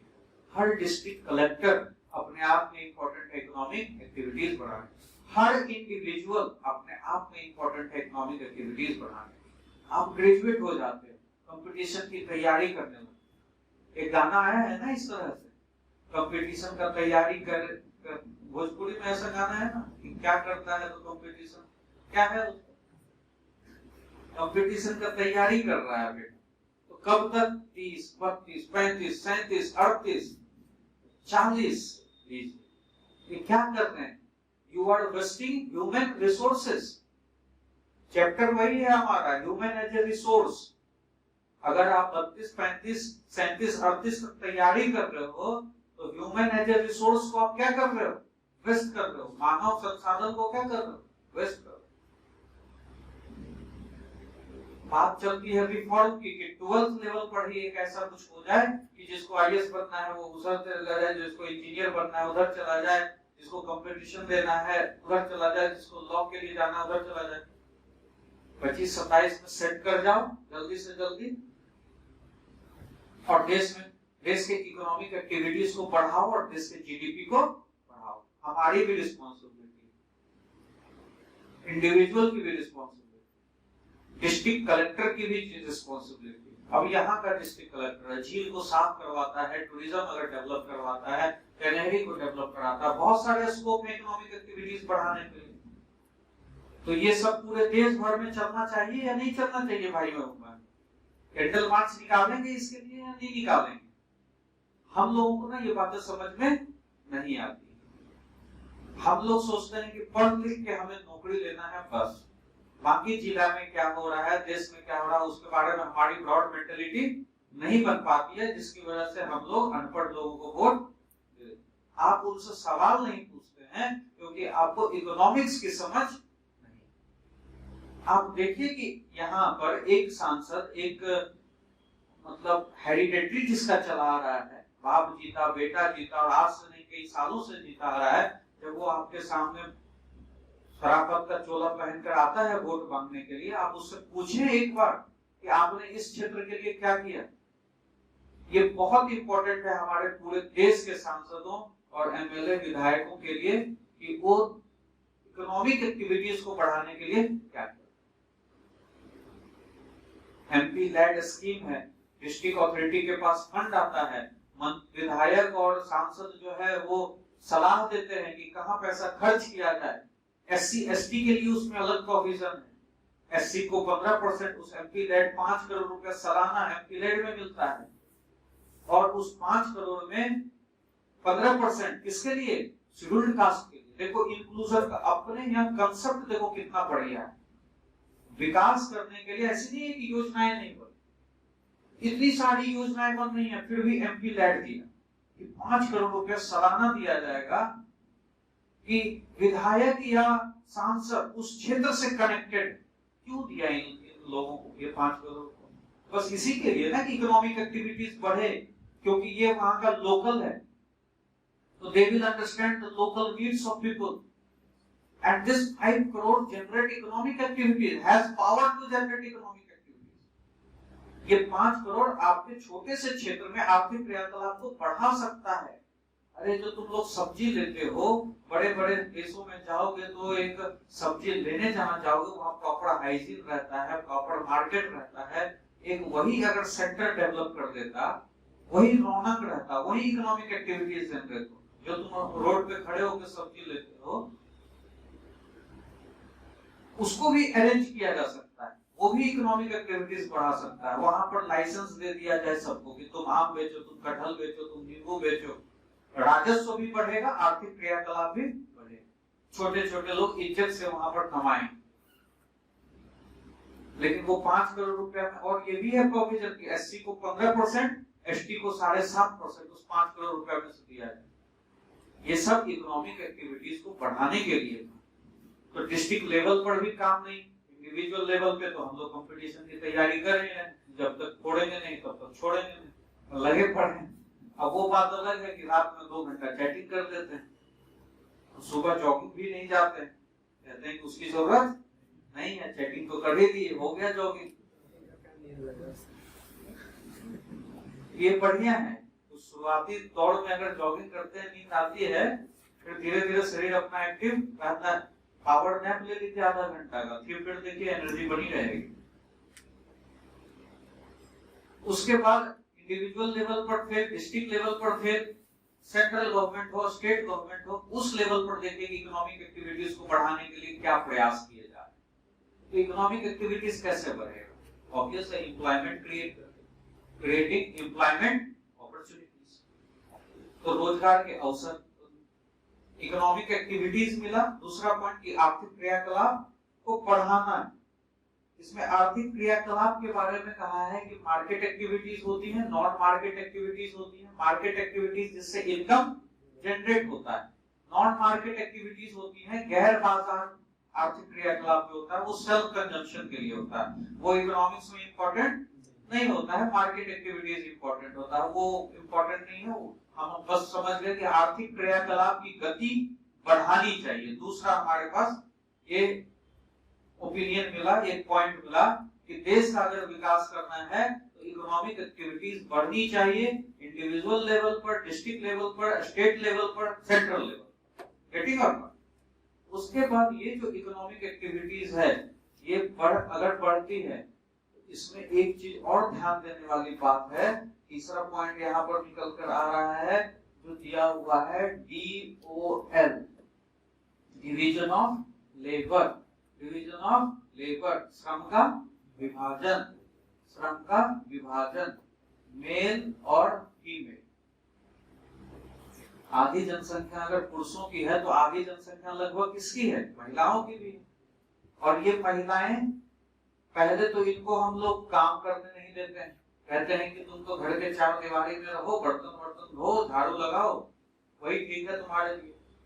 इसका मतलब 50% पॉपुलेशन को आपने क्या किया हुआ है? घरों में कैद किया हुआ है। और इसकी वजह से आपकी प्रोडक्टिविटी क्या है? उत्पादकता कम है। इसका मतलब देश का जीडीपी 50% तो ऐसे ही कम है। अगर आप उन महिलाओं को रोजगार के उचित अवसर उपलब्ध, ये चैलेंज है या नहीं? देश की समस्या है या नहीं? आप कहोगे कि सर हम ट्रांसपोर्ट बोले तो आप तो ट्रांसपोर्ट इतना इंपॉर्टेंट पॉइंट है, छोड़ दी। इसके लिए सरकार काम कर रही है, सब लोग लिखेगा ट्रांसपोर्ट, लेकिन हम अगर बेसिक को पकड़ें, जड़ को पकड़ें, आपका आंसर और लोगों से क्या होगा? डिफरेंट होगा। ऐसे शुरुआत कीजिए, उसके बाद लेस इंपॉर्टेंट पॉइंट आप डाल दीजिए कि टूरिज्म पढ़ाइए, ट्रांसपोर्ट पढ़ाइए। क्या है ये टूरिज्म ट्रांसपोर्ट? आपको मैंने कह दिया इकोनॉमिक एक्टिविटीज है। आप एक हेड में वो सारे चीज लिख सकते हैं, एक पॉइंट आपका सारा बन जाएगा। और आप अलग अलग लिख रहे हैं, ट्रांसपोर्ट, टूरिज्म, ट्रेड, ट्रेड बढ़ना चाहिए। या अगर आप एफडीआई भी कहते हैं, तो एफडीआई लाते हैं किस लिए? इन्वेस्टमेंट के लिए, बिजनेस को बढ़ाने के लिए, आर्थिक क्रियाकलाप को बढ़ाने के लिए। तो आर्थिक क्रियाकलाप को बढ़ाने के लिए आपको एफडीआई चाहिए, आप व्यापार को बढ़ाने हैं। आपका सारा एक हेड में एक्सप्लेन हो गया। लेकिन आप पॉइंट क्या लिख रहे हैं? ट्रांसपोर्ट, फर्क पड़ेगा। आपको ये समझना होगा कि हमें अपने आंसर को कैसे अलग बनाना है। इकोनॉमिक एक्टिविटीज के अंदर में आप सारी चीजें ले आए, एग्रीकल्चर को डेवलप किया, इंडस्ट्री को डेवलप किया, माइनिंग को डेवलप किया, या ट्रेड को डेवलप किया, ट्रांसपोर्ट को डेवलप, अरे सब तो इकोनॉमिक एक्टिविटीज है। तो अलग अलग क्यों लिख रहे हो, सीधा ये लिखो, हेडिंग दो, एग्जामिनर भी सोचेगा कि यार क्या पॉइंट बोला, उसको भी सोचने पे मजबूर करो कि देश में आर्थिक क्रियाकलाप बढ़ाने की जरूरत है, देश में एग्रीकल्चर उन्नत होना चाहिए, देश में व्यापार उन्नत होना चाहिए, देश में ट्रांसपोर्ट उन्नत होना चाहिए, एटसेट्रा एटसेट्रा, एक पैराग्राफ में लिख दो। गेटिंग और नॉट? अब तुम्हारे सारे पॉइंट्स कवर हो गए ना, उधर बात हो गए नहीं हो? अब आगे बढ़ते हैं, एक नया चीज हम निकाल रहे हैं DOL के तरफ, जो नेक्स्ट चैलेंज है कि आधी जनसंख्या कहाँ है हमारी, घरों में बंद। इसको निकलना जरूरी है या नहीं, जरूरी है या नहीं, समझ रहे हैं? बेटी बचाओ बेटी पढ़ाओ योजना सरकार क्यों लेकर आई, समझ रहे हैं? मानसिकता, सरकार की मानसिकता कि बेटी पढ़ाओ बेटी बचाओ बेटी पढ़ाओ। क्यों? क्योंकि ये जो डिवीजन ऑफ लेबर है, आपका जो श्रम, आधी जनसंख्या प्रोडक्टिव नहीं है, वो घरों में बंद है। जो प्रोडक्टिव है भी, अगर कोई प्रोडक्टिव है भी, तो उसका वेजेज क्या है, मेल काउंटर पार्ट से। ये समस्या है या नहीं है देश में? इसको बढ़ाना चाहिए या नहीं बढ़ाना? मजदूर ईटा धो रहा है, अगर मेल है तो उसको मिलेगा 600 रुपया दिहाड़ी, औरत धो रही है तो उसको मिलेगा 300 रुपया दिहाड़ी। ये कौन सा सिस्टम, ऐसा होता है या नहीं होता? बताइए। इसका मतलब आप डिस्करेज कर रहे हो उस वुमेन को। अगर वो थोड़ी सी समृद्ध हो जाएगी तो कहेगी कि भैया मैं 300 में दिहाड़ी क्यों करूं, घर में ही ठीक है, टोकरी बना लेती हूँ या सो देती हूँ, वो तो बाहर नहीं निकलेगी काम करने के लिए। इसका मतलब आप इकोनॉमिक एक्टिविटीज को हैम्पर कर रहे हैं अगर आप इन महिलाओं को अपॉर्चुनिटीज प्रोवाइड नहीं कर रहे। इसका मतलब you need to create opportunities for your for almost half of your population. आप अपनी आधी जनसंख्या को अवसर प्रदान करिए, इसके लिए जो करना हो वो करिए, बेटी बचाओ बेटी पढ़ाओ, या इसके लिए जो लोग कहते हैं आप लोग रिजर्वेशन नहीं होना चाहिए महिलाओं के लिए, दिमाग में बिठा लीजिए, इंटरव्यू वगैरह में काम देगा। महिलाओं को रिजर्वेशन क्यों देना चाहिए, उसका स्ट्रॉन्ग पॉइंट आपको यहाँ पर मिला, क्योंकि हमारे देश में उनके साथ गलत हो रहा है, वो डिस्करेज हो रही हैं, उनको प्रमोट किया जाना चाहिए। आप कहेंगे कि मेरा इससे इंटरेस्ट हार्म हो रहा है, आपका इंटरेस्ट देश के इंटरेस्ट से ज्यादा है क्या? मैं मानता हूं कि आपका इंटरेस्ट हार्मफुल हो रहा है, आप मेहनत कर रहे हो, पढ़ रहे हो। एक मतलब इधर जो बीपीएससी हुआ था, इसके पहले वाला बीपीएससी, तो मेरे बैच की जितनी छठी हुई लड़कियां थी सब डीएसपी बन गई, डिप्टी कलेक्टर बन गई, उसको कुछ नहीं आता। मतलब वो हमें नहीं उम्मीद था कि वो बनेगी, लेकिन वो लगी हुई थी, तैयारी कर रही, और रिजर्वेशन का फायदा मिला, बनी। एक अपॉर्चुनिटी मिला तो उसको उसने क्या किया, उसने मेरे मुंह पे तमाचा मारा, देखो मैं क्या कर सकती हूँ, उसने करके दिखा दिया। इसका मतलब महिलाओं को अपॉर्चुनिटी मिलने की देर है, वो आगे बढ़ने के लिए हम जो प्रीजुडिस दिमाग में बिठा के लेके बैठे थे वो पढ़ने वाली नहीं है, उसका तो नहीं होगा। ये हमारी भावना है, हमारा गलत कंसेप्ट। उनको एक क्यों? क्योंकि जितना लिमिटेड रिसोर्सेस उनको मिल रहा है उसमें जो उसका परफॉर्मेंस है वो बहुत बढ़ गया है। बेटियों को बहुत दिक्कत होती है दिल्ली जाकर पढ़ने के लिए, सोचने के लिए, उनको उतना घर से सपोर्ट नहीं मिलता, इसलिए उनको रिजर्वेशन मिलना चाहिए। बेटी पढ़ाओ बचाओ में अगर साइकिल कोई गवर्नमेंट दे रहा है लड़कियों को तो देना चाहिए। इससे फीमेल पार्टिसिपेशन इन वर्कफोर्स क्या होगा, बढ़ेगा। फीमेल पार्टिसिपेशन इन वर्कफोर्स बढ़ेगा। फीमेल पार्टिसिपेशन इन वर्कफोर्स बढ़ाना है आपको। इसको क्या करना है, female participation in workforce, Hindi में कहते हैं महेश, कामगार बल में महिलाओं की भागीदारी बढ़ानी होगी। कामगार बल में महिलाओं की भागीदारी बढ़ानी होगी, ये कम है। तीसरा पॉइंट मिला, समझ गया तीसरा चैलेंज क्या है? आधी जनसंख्या आपके घरों में कैद है, उसके बंधन को तोड़ना होगा, उसको प्रमोट करना होगा, तब देश का जीडीपी आपका बढ़ेगा, देश विकास करेगा। क्लियर है? यहाँ पर देखो फीमेल पार्टिसिपेशन इन वर्कफोर्स जो है ना, इस वर्कफोर्स को समझते हैं थोड़ा सा, ये वर्कफोर्स क्या है। चल रहा है ये देखिए कि ये क्या है।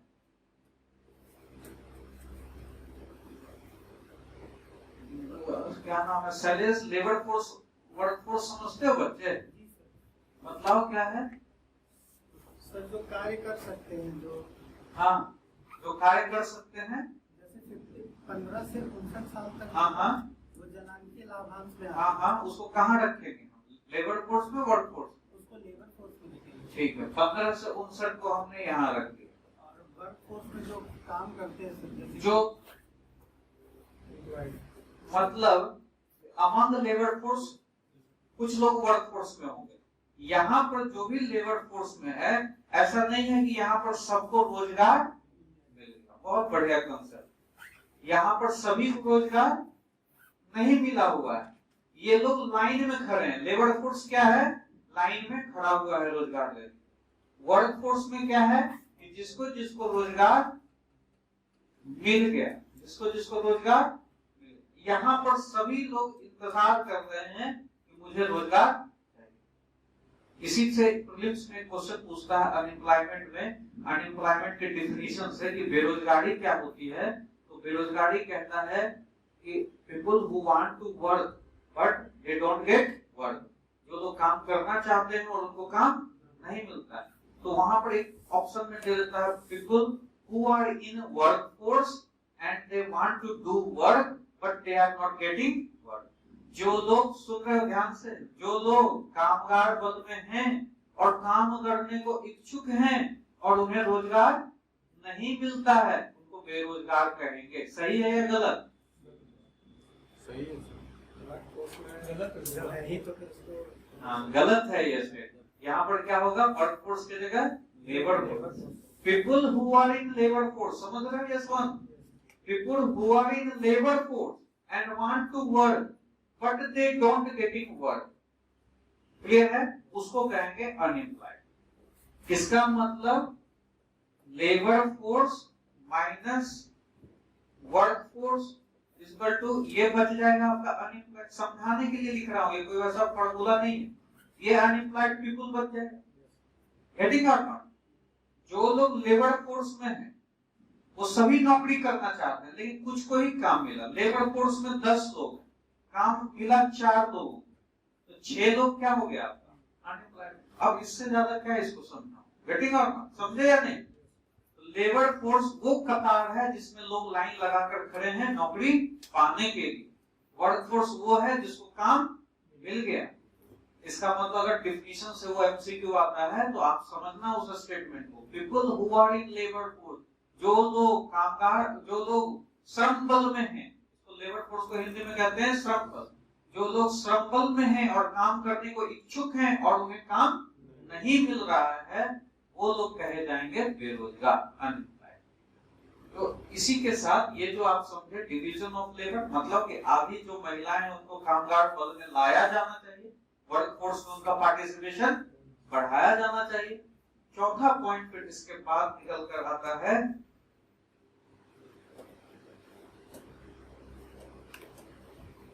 अनएम्प्लॉयमेंट, बेरोजगारी। ये तो जानते होगे, मिले होगे इससे कहीं रास्ते में, इसको तो जानते होगे, डेट दिए हो कि नहीं, इसको तो अच्छे से जानते हो। बेरोजगारी एक प्रॉब्लम हमारे देश में यह भी। देखो बेरोजगारी को जैसे ही आपसे पूछेगा कि देश की समस्याएं क्या हैं, 2 चीजें दिमाग में तुरंत आता है, गरीबी और, लेकिन हमने इसको कहाँ रखा? चौथे पॉइंट, बेरोजगारी। 5वें में रखेंगे जो तीसरा चैप्टर में है आपका निर्धनता, उसको भी, वो भी क्या है? पूरा जो एनसीईआरटी 9th है वो आपके देश की समस्याएं ही है। अभी आपके चैप्टर 2 से इतने सारे पॉइंट निकल कर आए। क्या क्या? ह्यूमन कैपिटल, इसका मतलब क्वालिटी पॉपुलेशन। उसके बाद क्या? Economic activities. उसके बाद क्या, workforce, female division of labour में female participation in workforce, female participation in workforce, कामगार बल में महिलाओं की भागीदारी बढ़ानी। नेक्स्ट जो हमने लिखा है यहाँ पर अनएम्प्लॉयड। ये इतना चीज आपका चैप्टर 2 में है, यही मैं आपसे पूछ रहा था कि आप क्या समझे। तो आप चैप्टर 2 में कह रहे थे ह्यूमन कैपिटल, चैप्टर 2 में पूरी की पूरी समस्याएं हैं। यहाँ अगर इसको समझते हो तो इसको अगर पढ़ता है कोई डिस्ट्रिक्ट कलेक्टर, वो समझ सकता है कि उसके डिस्ट्रिक्ट में क्या क्या चीजें करनी। अपने जिले में वो स्कूल कॉलेज स्वास्थ्य पर ध्यान देगा, अपने जिले में वो क्वालिटी पॉपुलेशन बनाएगा। आपने कहते हुए लोगों को सुना है या नहीं सुना है कि नागपुर का जनसंख्या पढ़ा लिखा वर्ग है? अगर ऐसा कोई लोग बोल, झारखंड में गरीबी है, समझदार लोग नहीं, सुने हो ऐसा बोलते हो? दर्द नहीं होता है? होता है या नहीं होता है? क्यों साउदर्न स्टेट को अलग नजरिए से देखा जाता है और हम नॉर्दर्न बेल्ट वाले? आप गए हैं कभी या नहीं गए हैं साउथ में? आपको फर्क दिख जाएगा। और बहुत ज्यादा फर्क देखना है तो मैंने पहले ही कहा कि you need to compare from progressive nations. Japan से कंपेयर करो। हम लोग कुंभ मना के इकोनॉमिक एक्टिविटी कहता है, कुंभ से इतना रोजगार मिला, इतनी इकोनॉमिक एक्टिविटी, तब कहा जाता हूँ जब ये सब मैं सुनता हूँ कि कहाँ हम लोगों का माइंड। ऑब्वियस है कि कुंभ से इकोनॉमिक एक्टिविटीज जनरेट हुई, लेकिन वो तो 12 साल में एक बार 5 साल में एक बार। You need to do something sustainable, जिससे आपके लोगों को आर्थिक क्रियाकलाप, जिसके लोगों का बढ़े। आप कह रहे हो कि कुंभ करवाए तो इतनी इकोनॉमिक एक्टिविटीज हुआ, इतना लोगों को रोजगार मिला, इतना, ये क्या चीज? गेटिंग और ना? उसके लिए मैं मना नहीं कर रहा हूँ, लेकिन देखो सोचने का फर्क। एक देश कुंभ करवा रहा है, एक देश रिसर्च एंड टेक्नोलॉजी पे। जापान का एग्जांपल दिया हुआ आपके एनसीईआरटी में। जापान इंपोर्टर है नेचुरल रिसोर्सेज का, प्राकृतिक संसाधनों को वो क्या करता है? आयात करता है। उसके पास अपना संसाधन भी नहीं है। वर्ल्ड वॉर 2 के बाद जापान खत्म हो चुका था, फिर भी उसने अपने ह्यूमन कैपिटल से, मानव पूंजी से, अपने काम करने के ढंग से, रिसर्च एंड टेक्नोलॉजी से उसने अपने आप को विकसित किया। You need to compare from Japan ना, नेपाल से कंपेयर करके खुश रहो। तो ये चीज हम लोग यहाँ पर देख रहे हैं कि इकोनॉमिक एक्टिविटीज भी बढ़ानी चाहिए। जब आप ये पढ़ोगे, जब आप जिले में डिप्टी कलेक्टर बनकर जाओगे, आप अगर जेन्युइन कुछ काम करना चाहोगे तो आप सोचोगे, जब पुलिस वाला लाठी मारता है तो आप वो सोचोगे कि इसको लाठी क्यों हम मारे या क्यों ना मारे। आप सोचोगे कि क्या हम आखिर इसके लिए करें कि इसकी इकोनॉमिक एक्टिविटीज बढ़ जाए। आप सेंसिबल बनोगे। आप अगर इकोनॉमिक्स समझते हो तो आप बेटर जजमेंट ले सकते हो अधिकारी बनने के बाद। आप फीमेल पार्टिसिपेशन, आप कोई योजना बनाओगे डिस्ट्रिक्ट कलेक्टर में, आप महिलाओं का वर्कफोर्स पार्टिसिपेशन, कैमरे लगाओगे, सुरक्षा दोगे। माँ बाप क्यों नहीं भेजते बच्चियों? क्योंकि उन्हें लगता है कि देर रात तक कहाँ काम करेगी, कुछ सिक्योरिटी का प्रॉब्लम होता है। आप अपने जिले को और तरह जगह जगह होर्डिंग लगवाओगे, आप सुरक्षित हैं, आप कैमरे की निगरानी में हैं, इससे लोगों का क्या होगा? कॉन्फिडेंस बढ़ेगा। आपके जिले में अगर रेप और मर्डर के रेशियो कम होंगे, आप डिस्ट्रिक्ट कलेक्टर हो, डिप्टी कलेक्टर हो, आप पुलिस प्रशासन पे लॉ एंड ऑर्डर मेंटेन करवा के ये सब चीजें मेंटेन रखोगे तो आपका ये बढ़ेगा। इसके लिए आप फ्रीबीज दे सकते हो। फ्रीबीज का मतलब होता है फ्री में कुछ बांटना। महिलाओं को साइकिल दे दिया, महिलाओं को टेलीफोन का कनेक्शन दे दिया, महिलाओं अगर सिलाई मशीन ले रही हो तो उसको लोन दे दिया। आप ये सब कर सकते हो या नहीं कर सकते हो? एमपी लैड के तहत भी बहुत सारी योजनाएं हैं जो आप लॉन्च कर सकते हो। काम करने का जज्बा होना चाहिए। लेकिन यहाँ तो जैसे तैसे पढ़ कर आ गए हैं, बच्चा आ रहा है वैक्सीनेशन लेके तो उसको थप्पड़ मार दी। सुने ना कहानी, गैर सस्पेंड होने की। ये सब वो लोग हैं जो 2011 से 2017 तक चुनकर आए हैं, निकम्मे लोग। सबकी बात नहीं कर रहा हूं, लेकिन ये लोग कुछ हैं जिनको सेंस नहीं है, जिनको इथिक्स नहीं, और वो बन गए। क्यों? क्योंकि मैथ और रीजनिंग उनको आता था, कलर वाला काम आता था, दिमाग और सेंस उनके पास। अधिकारी आप हैं, आपको तो सेंसिबल होना है, आपको तो इथिक्स का प्रिंसिपल पर कायम रहना है। कोई बच्चे को कैसे थप्पड़ मार सकता है? 18-19 साल के बच्चे, अब क्या भर रहे हो उसके दिमाग में? सारा कुछ सीख सकते हो यहाँ से। आप इसको कैसे बढ़ाओगे ये आप पे डिपेंड करता है। आप अगर अधिकारी बनते हो तो बेरोजगारी, एक ये चीज सीखे। अनएम्प्लॉयमेंट पे फोकस करना है हमारे देश में।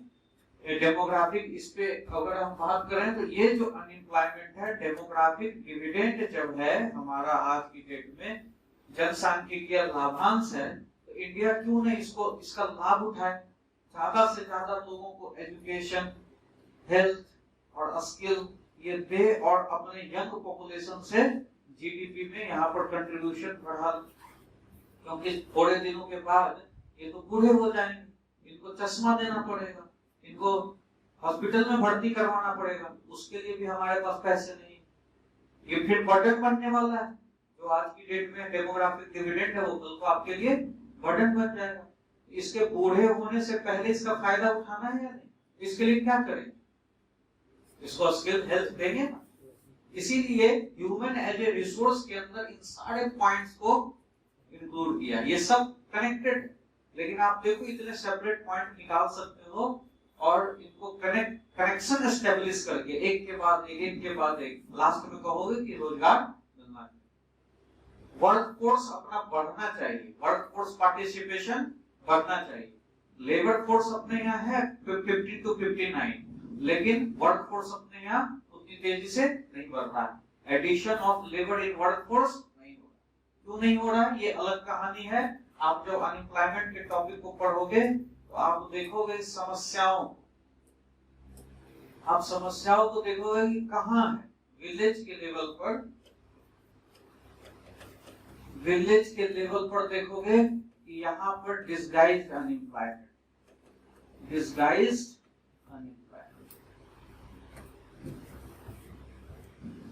शहरों के लेवल पर, सिटी के लेवल पर देखोगे यहाँ एजुकेटेड अनएम्प्लॉयमेंट,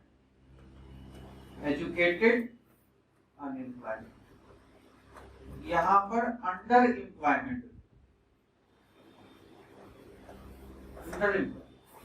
गांव के स्तर पर देखोगे डिस्गाइज को कहते हैं प्रच्छन्न बेरोजगारी, छिपी हुई बेरोजगारी। कृषि क्षेत्र में ये मेनली पाई जाती है। जहां 2 लोग से काम चल जाता है वहां खेतों में क्या लगे होते हैं 10 लोग। डिस्गाइज अनएम्प्लॉयमेंट को इस तरह समझते हैं कि ये आपका खेत है, यहाँ पर 1 लोग अगर जाएगा तो काम हो जाएगा।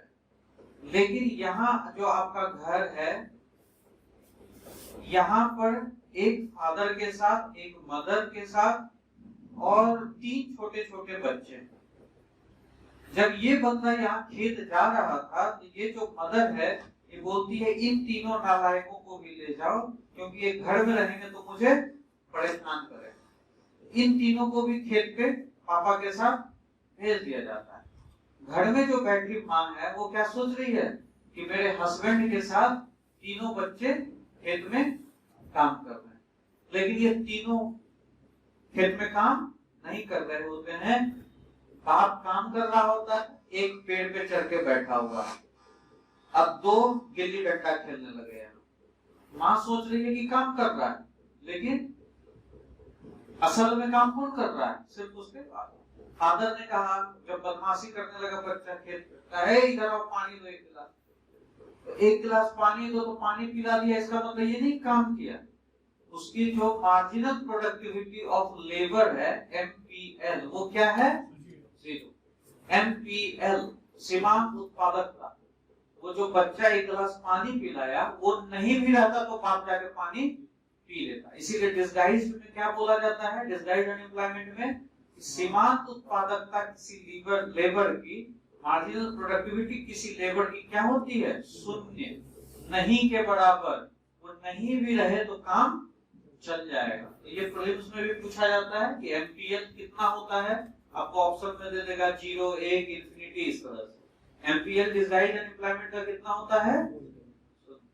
जॉन रॉबिन्सन ने इस कंसेप्ट को निकाला था 1836, उसी ने इसका नाम दिया था डिस्गाइज्ड अनएम्प्लॉयमेंट। ये मेनली कहां? Mainly agriculture. मेनली और ओनली में अंतर है। स्टेटमेंट में कभी कभी क्या कर देगा? मेनली की जगह लिख देगा ओनली। समझना, ये मुख्यतया कृषि में पाया जाता है, मुख्यतया मेनली। जैसे इंडस्ट्री में डिसगाइज अनएम्प्लॉयमेंट नहीं हो सकता।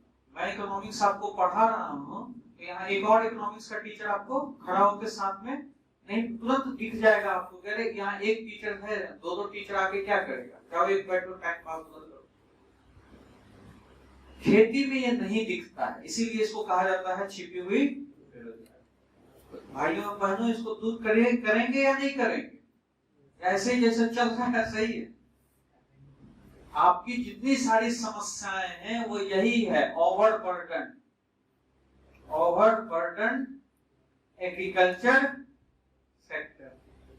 ये जो डिसगाइज्ड अनएम्प्लॉयमेंट है, इसके कारण आपका कृषि क्षेत्र क्या है, ओवरबर्डन। यहाँ मोर देन 60% लोग लगे हुए हैं। अब मान लो ये 60% लोग 100 रुपया कमाते हैं, तो ये 100 रुपया किसमें बटेगा, ये 60 लोगों में। तो ये गरीब रहेंगे या नहीं रहेंगे? समझ में आया एग्रीकल्चर में गरीबी क्यों है?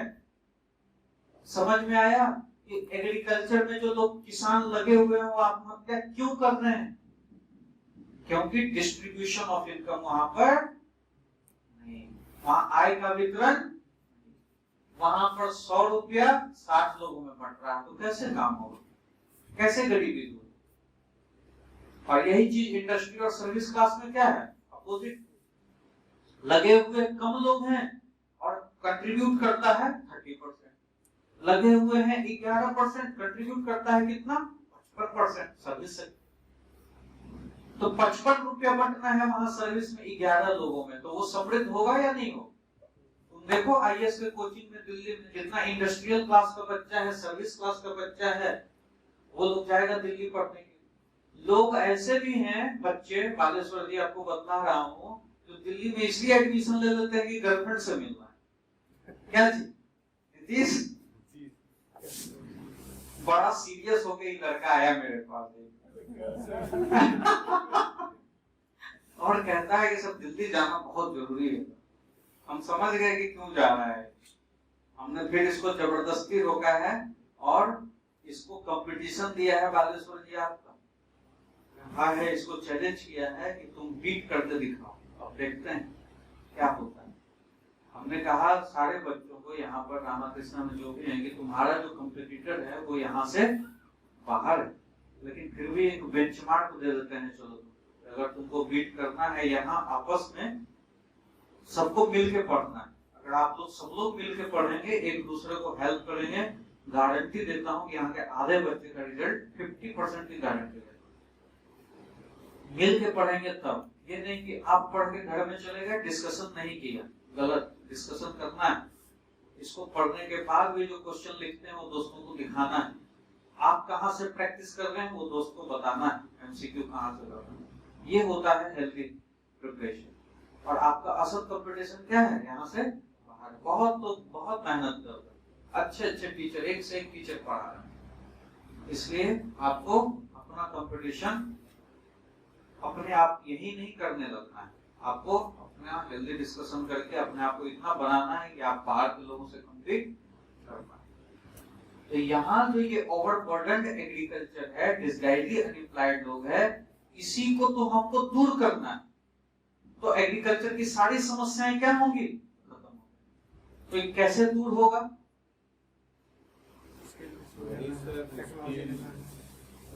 इसको ड्रिप एंड स्प्रिंकल इरिगेशन दे दें, इसको नीम कोटेड यूरिया दे दें, हर पेड़ पे मेड़ लगवा दें, तो इसकी एडिशनल इनकम बढ़ेगी या नहीं बढ़ेगी?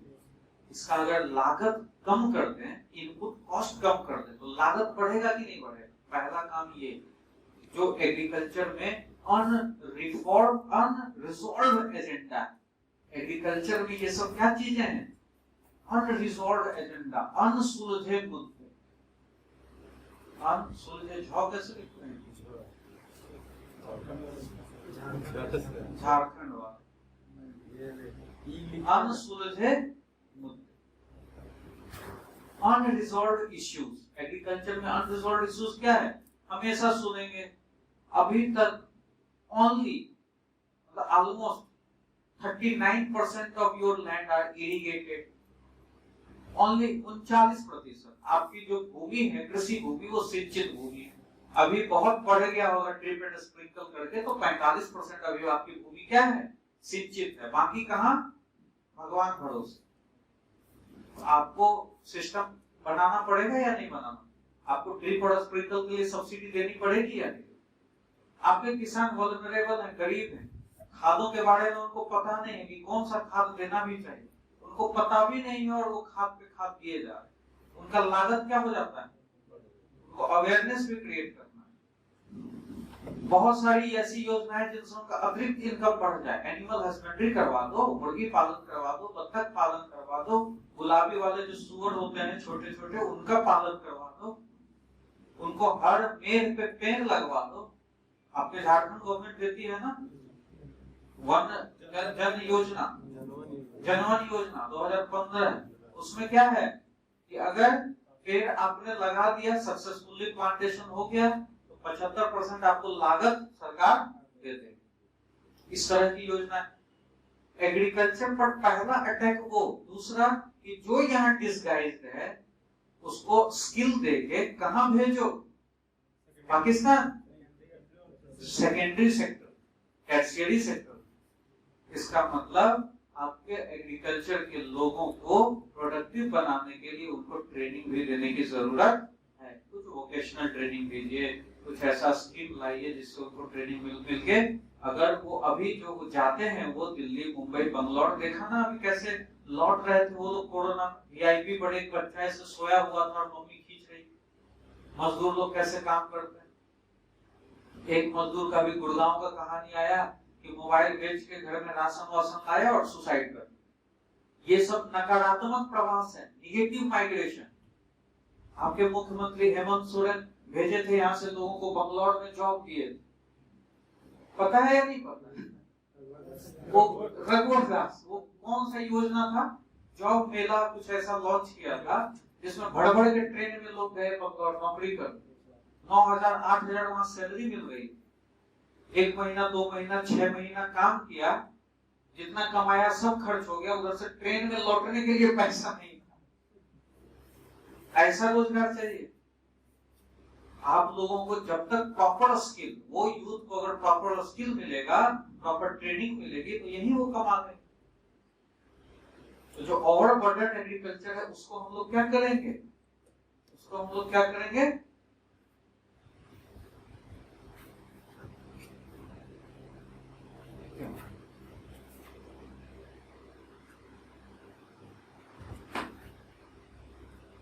जो हमारा ओवरबर्डन एग्रीकल्चर है उसको हम लोग धीरे धीरे क्या करेंगे, वहां से निकालेंगे, इंडस्ट्री में भेजेंगे, सर्विस, उसके लिए उसको ट्रेनिंग देनी होगी, उसके लिए उसके योजनाएं बनानी होगी। ये चीज तब जाके हम एग्रीकल्चर में अनएम्प्लॉयमेंट के प्रॉब्लम को टैकल। सिटी लेवल पर देखो, एजुकेटेड अनएम्प्लॉयमेंट। हम लोग, आप लोग सभी क्या हैं, शिक्षित हैं, लेकिन क्या हैं, बेरोजगार। शिक्षित हैं, इंजीनियर हैं, लेकिन फॉर्म भर रहे हैं सिपाही का। इस तरह की चीजें देखने को मिलेगी। ग्रुप बी का जॉब कर रहा है बच्चा लोग। एक बच्चा भी मुझे एमपी से फोन किया था, वो ग्रुप बी का बेचारा बता रहा था कि मैं ग्रुप बी में जॉब कर रहा हूँ और मुझे कुछ अच्छा कर, मतलब ये, और वो बहुत अच्छा पढ़ा लिखा लग, लेकिन मजबूरी में क्या कर रहा है, ग्रुप बी में जॉब कर रहा है। ये सब क्या है, अंडर एम्प्लॉयमेंट। कि आप काबिल हैं किसी और चीज के लिए, लेकिन आपको रोजगार उस मुताबिक, ये सब कैसे दूर हो, तो इंफ्रास्ट्रक्चर क्रिएट हो। पहले आपके यहाँ 2 मोबाइल बनाने वाली कंपनियां थी, अभी 167 कंपनियां हो गई हैं। आत्मनिर्भर भारत ही तो मोदी ने एम्फसाइज किया। आत्मनिर्भर भारत क्या है, आत्मनिर्भर भारत एक क्या है, आइडिया है, जो कि कहता है कि हमें सब कुछ लोकली बनाना होगा। धीरे धीरे, आज एक दिन में नहीं बनेगा, लेकिन दिमाग में ये आइडिया रखें कि आत्मनिर्भर भारत। आज ISA बना, इंटरनेशनल सोलर अलायंस। आगे आने वाले 4-5 सालों में भारत सोलर पैनल का सबसे बड़ा इंपोर्टर होगा। तो भारत ने बहुत बड़ा इंपॉर्टेंट स्टेप उठाया, लीड लिया सोलर पैनल के क्षेत्र में। ऐसे नए नए चीज करने होंगे। इलेक्ट्रिक व्हीकल आ रहा है, टाटा रिसर्च कर रही है, आने वाले समय में हो सकता है कि इंडिया लीड ले इलेक्ट्रिक व्हीकल में। तो कुछ नए चीज खोजेंगे या नहीं खोजेंगे, चांद पर प्लॉट बुक करवा दिया था सुशांत सिंह राजपूत, तो चांद पर मंगल पर प्लॉट बुक करवाना है या नहीं? उसके लिए रिसर्च करना होगा कि नहीं? अरे यहाँ जमीन भर रही है तो जाके मंगल पे जमीन खोजेंगे या नहीं खोजेंगे? समझ रहे हो मेरी बात में? इसका मतलब you need to venture in new areas. Electric vehicle हो गया, इंटरनेशनल सोलर अलायंस हो गया, न्यूअर टेक्नोलॉजी पे आपको रिसर्च करने पड़ेंगे, रोबोटिक्स वगैरह करने पड़ेंगे, जिससे आपके ये पढ़े लिखे तेजी से इनकॉर्पोरेट उधर होते जाए। नहीं तो इनको सब लोगों को एसएससी की और बैंक पीओ की तैयारी करवाओगे यार, क्या होगा? कुछ ही लोग बनेंगे ना, 5% 10% ऑर्गेनाइज सेक्टर में एम्प्लॉयमेंट है, सभी लोग सरकारी नौकरी के चक्कर में कंपटीशन का तैयारी करेगा, एमबीए करो, इंजीनियरिंग करो, रिसर्च करो, ठीक है, सेल्फ एम्प्लॉयमेंट करो, पकौड़ा बेचो और भी बेच सकते हो, समोसा बेचो, सेल्फ एम्प्लॉयमेंट। ठीक है, समझ में आया? इसका मतलब आज हम लोग ये सीखे कि इकोनॉमिक डेवलपमेंट को कैसे आगे बढ़ाया जाए, हमारे देश की समस्याएं कहां-कहां अटक रही है। ह्यूमन कैपिटल में समस्या है, इकोनॉमिक एक्टिविटीज बढ़ानी है, वर्कफोर्स पार्टिसिपेशन बढ़ाना है फीमेल का, ठीक है, अनएम्प्लॉयमेंट बढ़ानी है, चाहे वो विलेज के लेवल पर हो, चाहे वो इंडस्ट्री के लेवल पर, सिटी के लेवल पर। विलेज में डिस्गाइज को दूर करना है, कैसे करना है ये समझ में आ गया। जो विलेज वाला है ना, उसको बोलते हैं बैलेंस्ड ग्रोथ अप्रोच, संतुलित विकास। पहले एग्रीकल्चर का विकास करिए, तो मैंने कहा आपको सिंचाई करो, बिजली दो, हर मेड़ पर पेड़ जैसी योजनाएं दो, जिससे उनका एग्रीकल्चर क्या हो, उन्नत।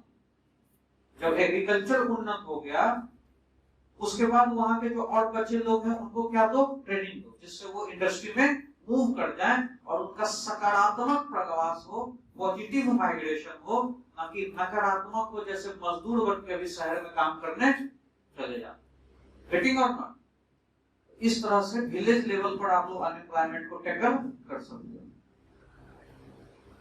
सिटी लेवल पर एजुकेटेड और अंडर एम्प्लॉयमेंट की सिचुएशन है, ऑब्वियस है इंफ्रास्ट्रक्चर पर ध्यान देना होगा। आत्मनिर्भर भारत, मेक इन इंडिया, ये सब आपको हेल्प करेगा। यहाँ अब जो लोग आत्मनिर्भर भारत का मजाक उड़ा रहे हैं, मेक इन इंडिया को बब्बर शेयर कर रहे हैं, मैं उनकी भी आलोचना करूं।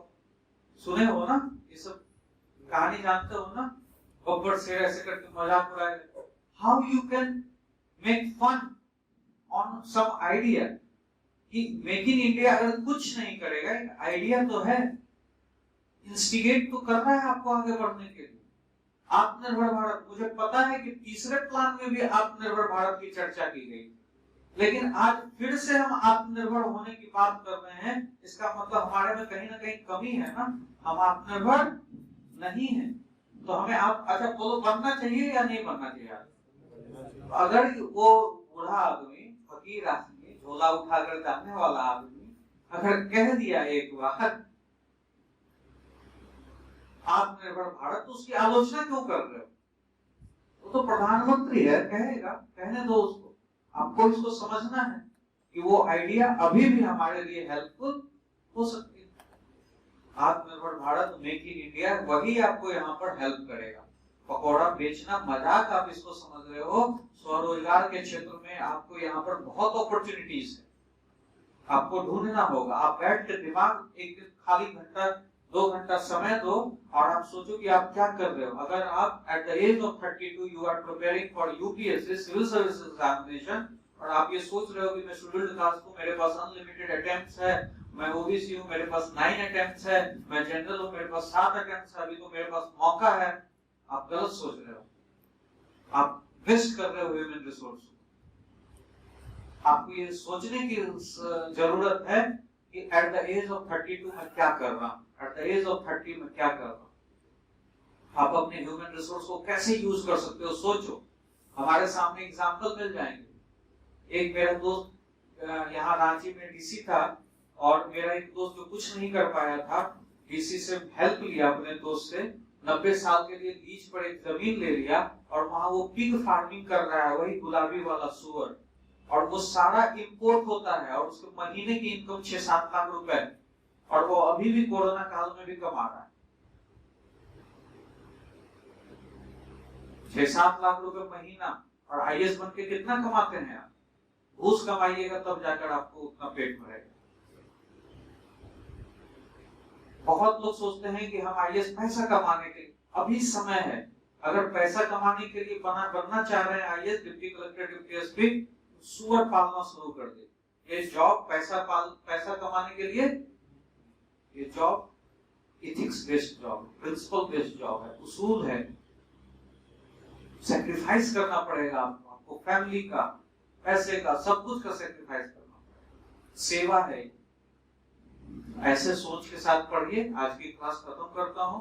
नेक्स्ट क्लास में 9th एनसीईआरटी खत्म कर देंगे। निर्धनता मतलब आप सारा पॉइंट कनेक्टेड होगा। इसके बाद अनएम्प्लॉयमेंट के बाद पॉवर्टी के बाद फूड सिक्योरिटी। इन सारे प्रॉब्लम्स को अगर भारत खत्म भी कर देता है तो फूड सिक्योरिटी भी हमारे लिए क्या है? एक चैलेंज है कि अगर कोई भूखा रह गया तो बीइंग ए वेलफेयर कंट्री हमें उसको खिलाना।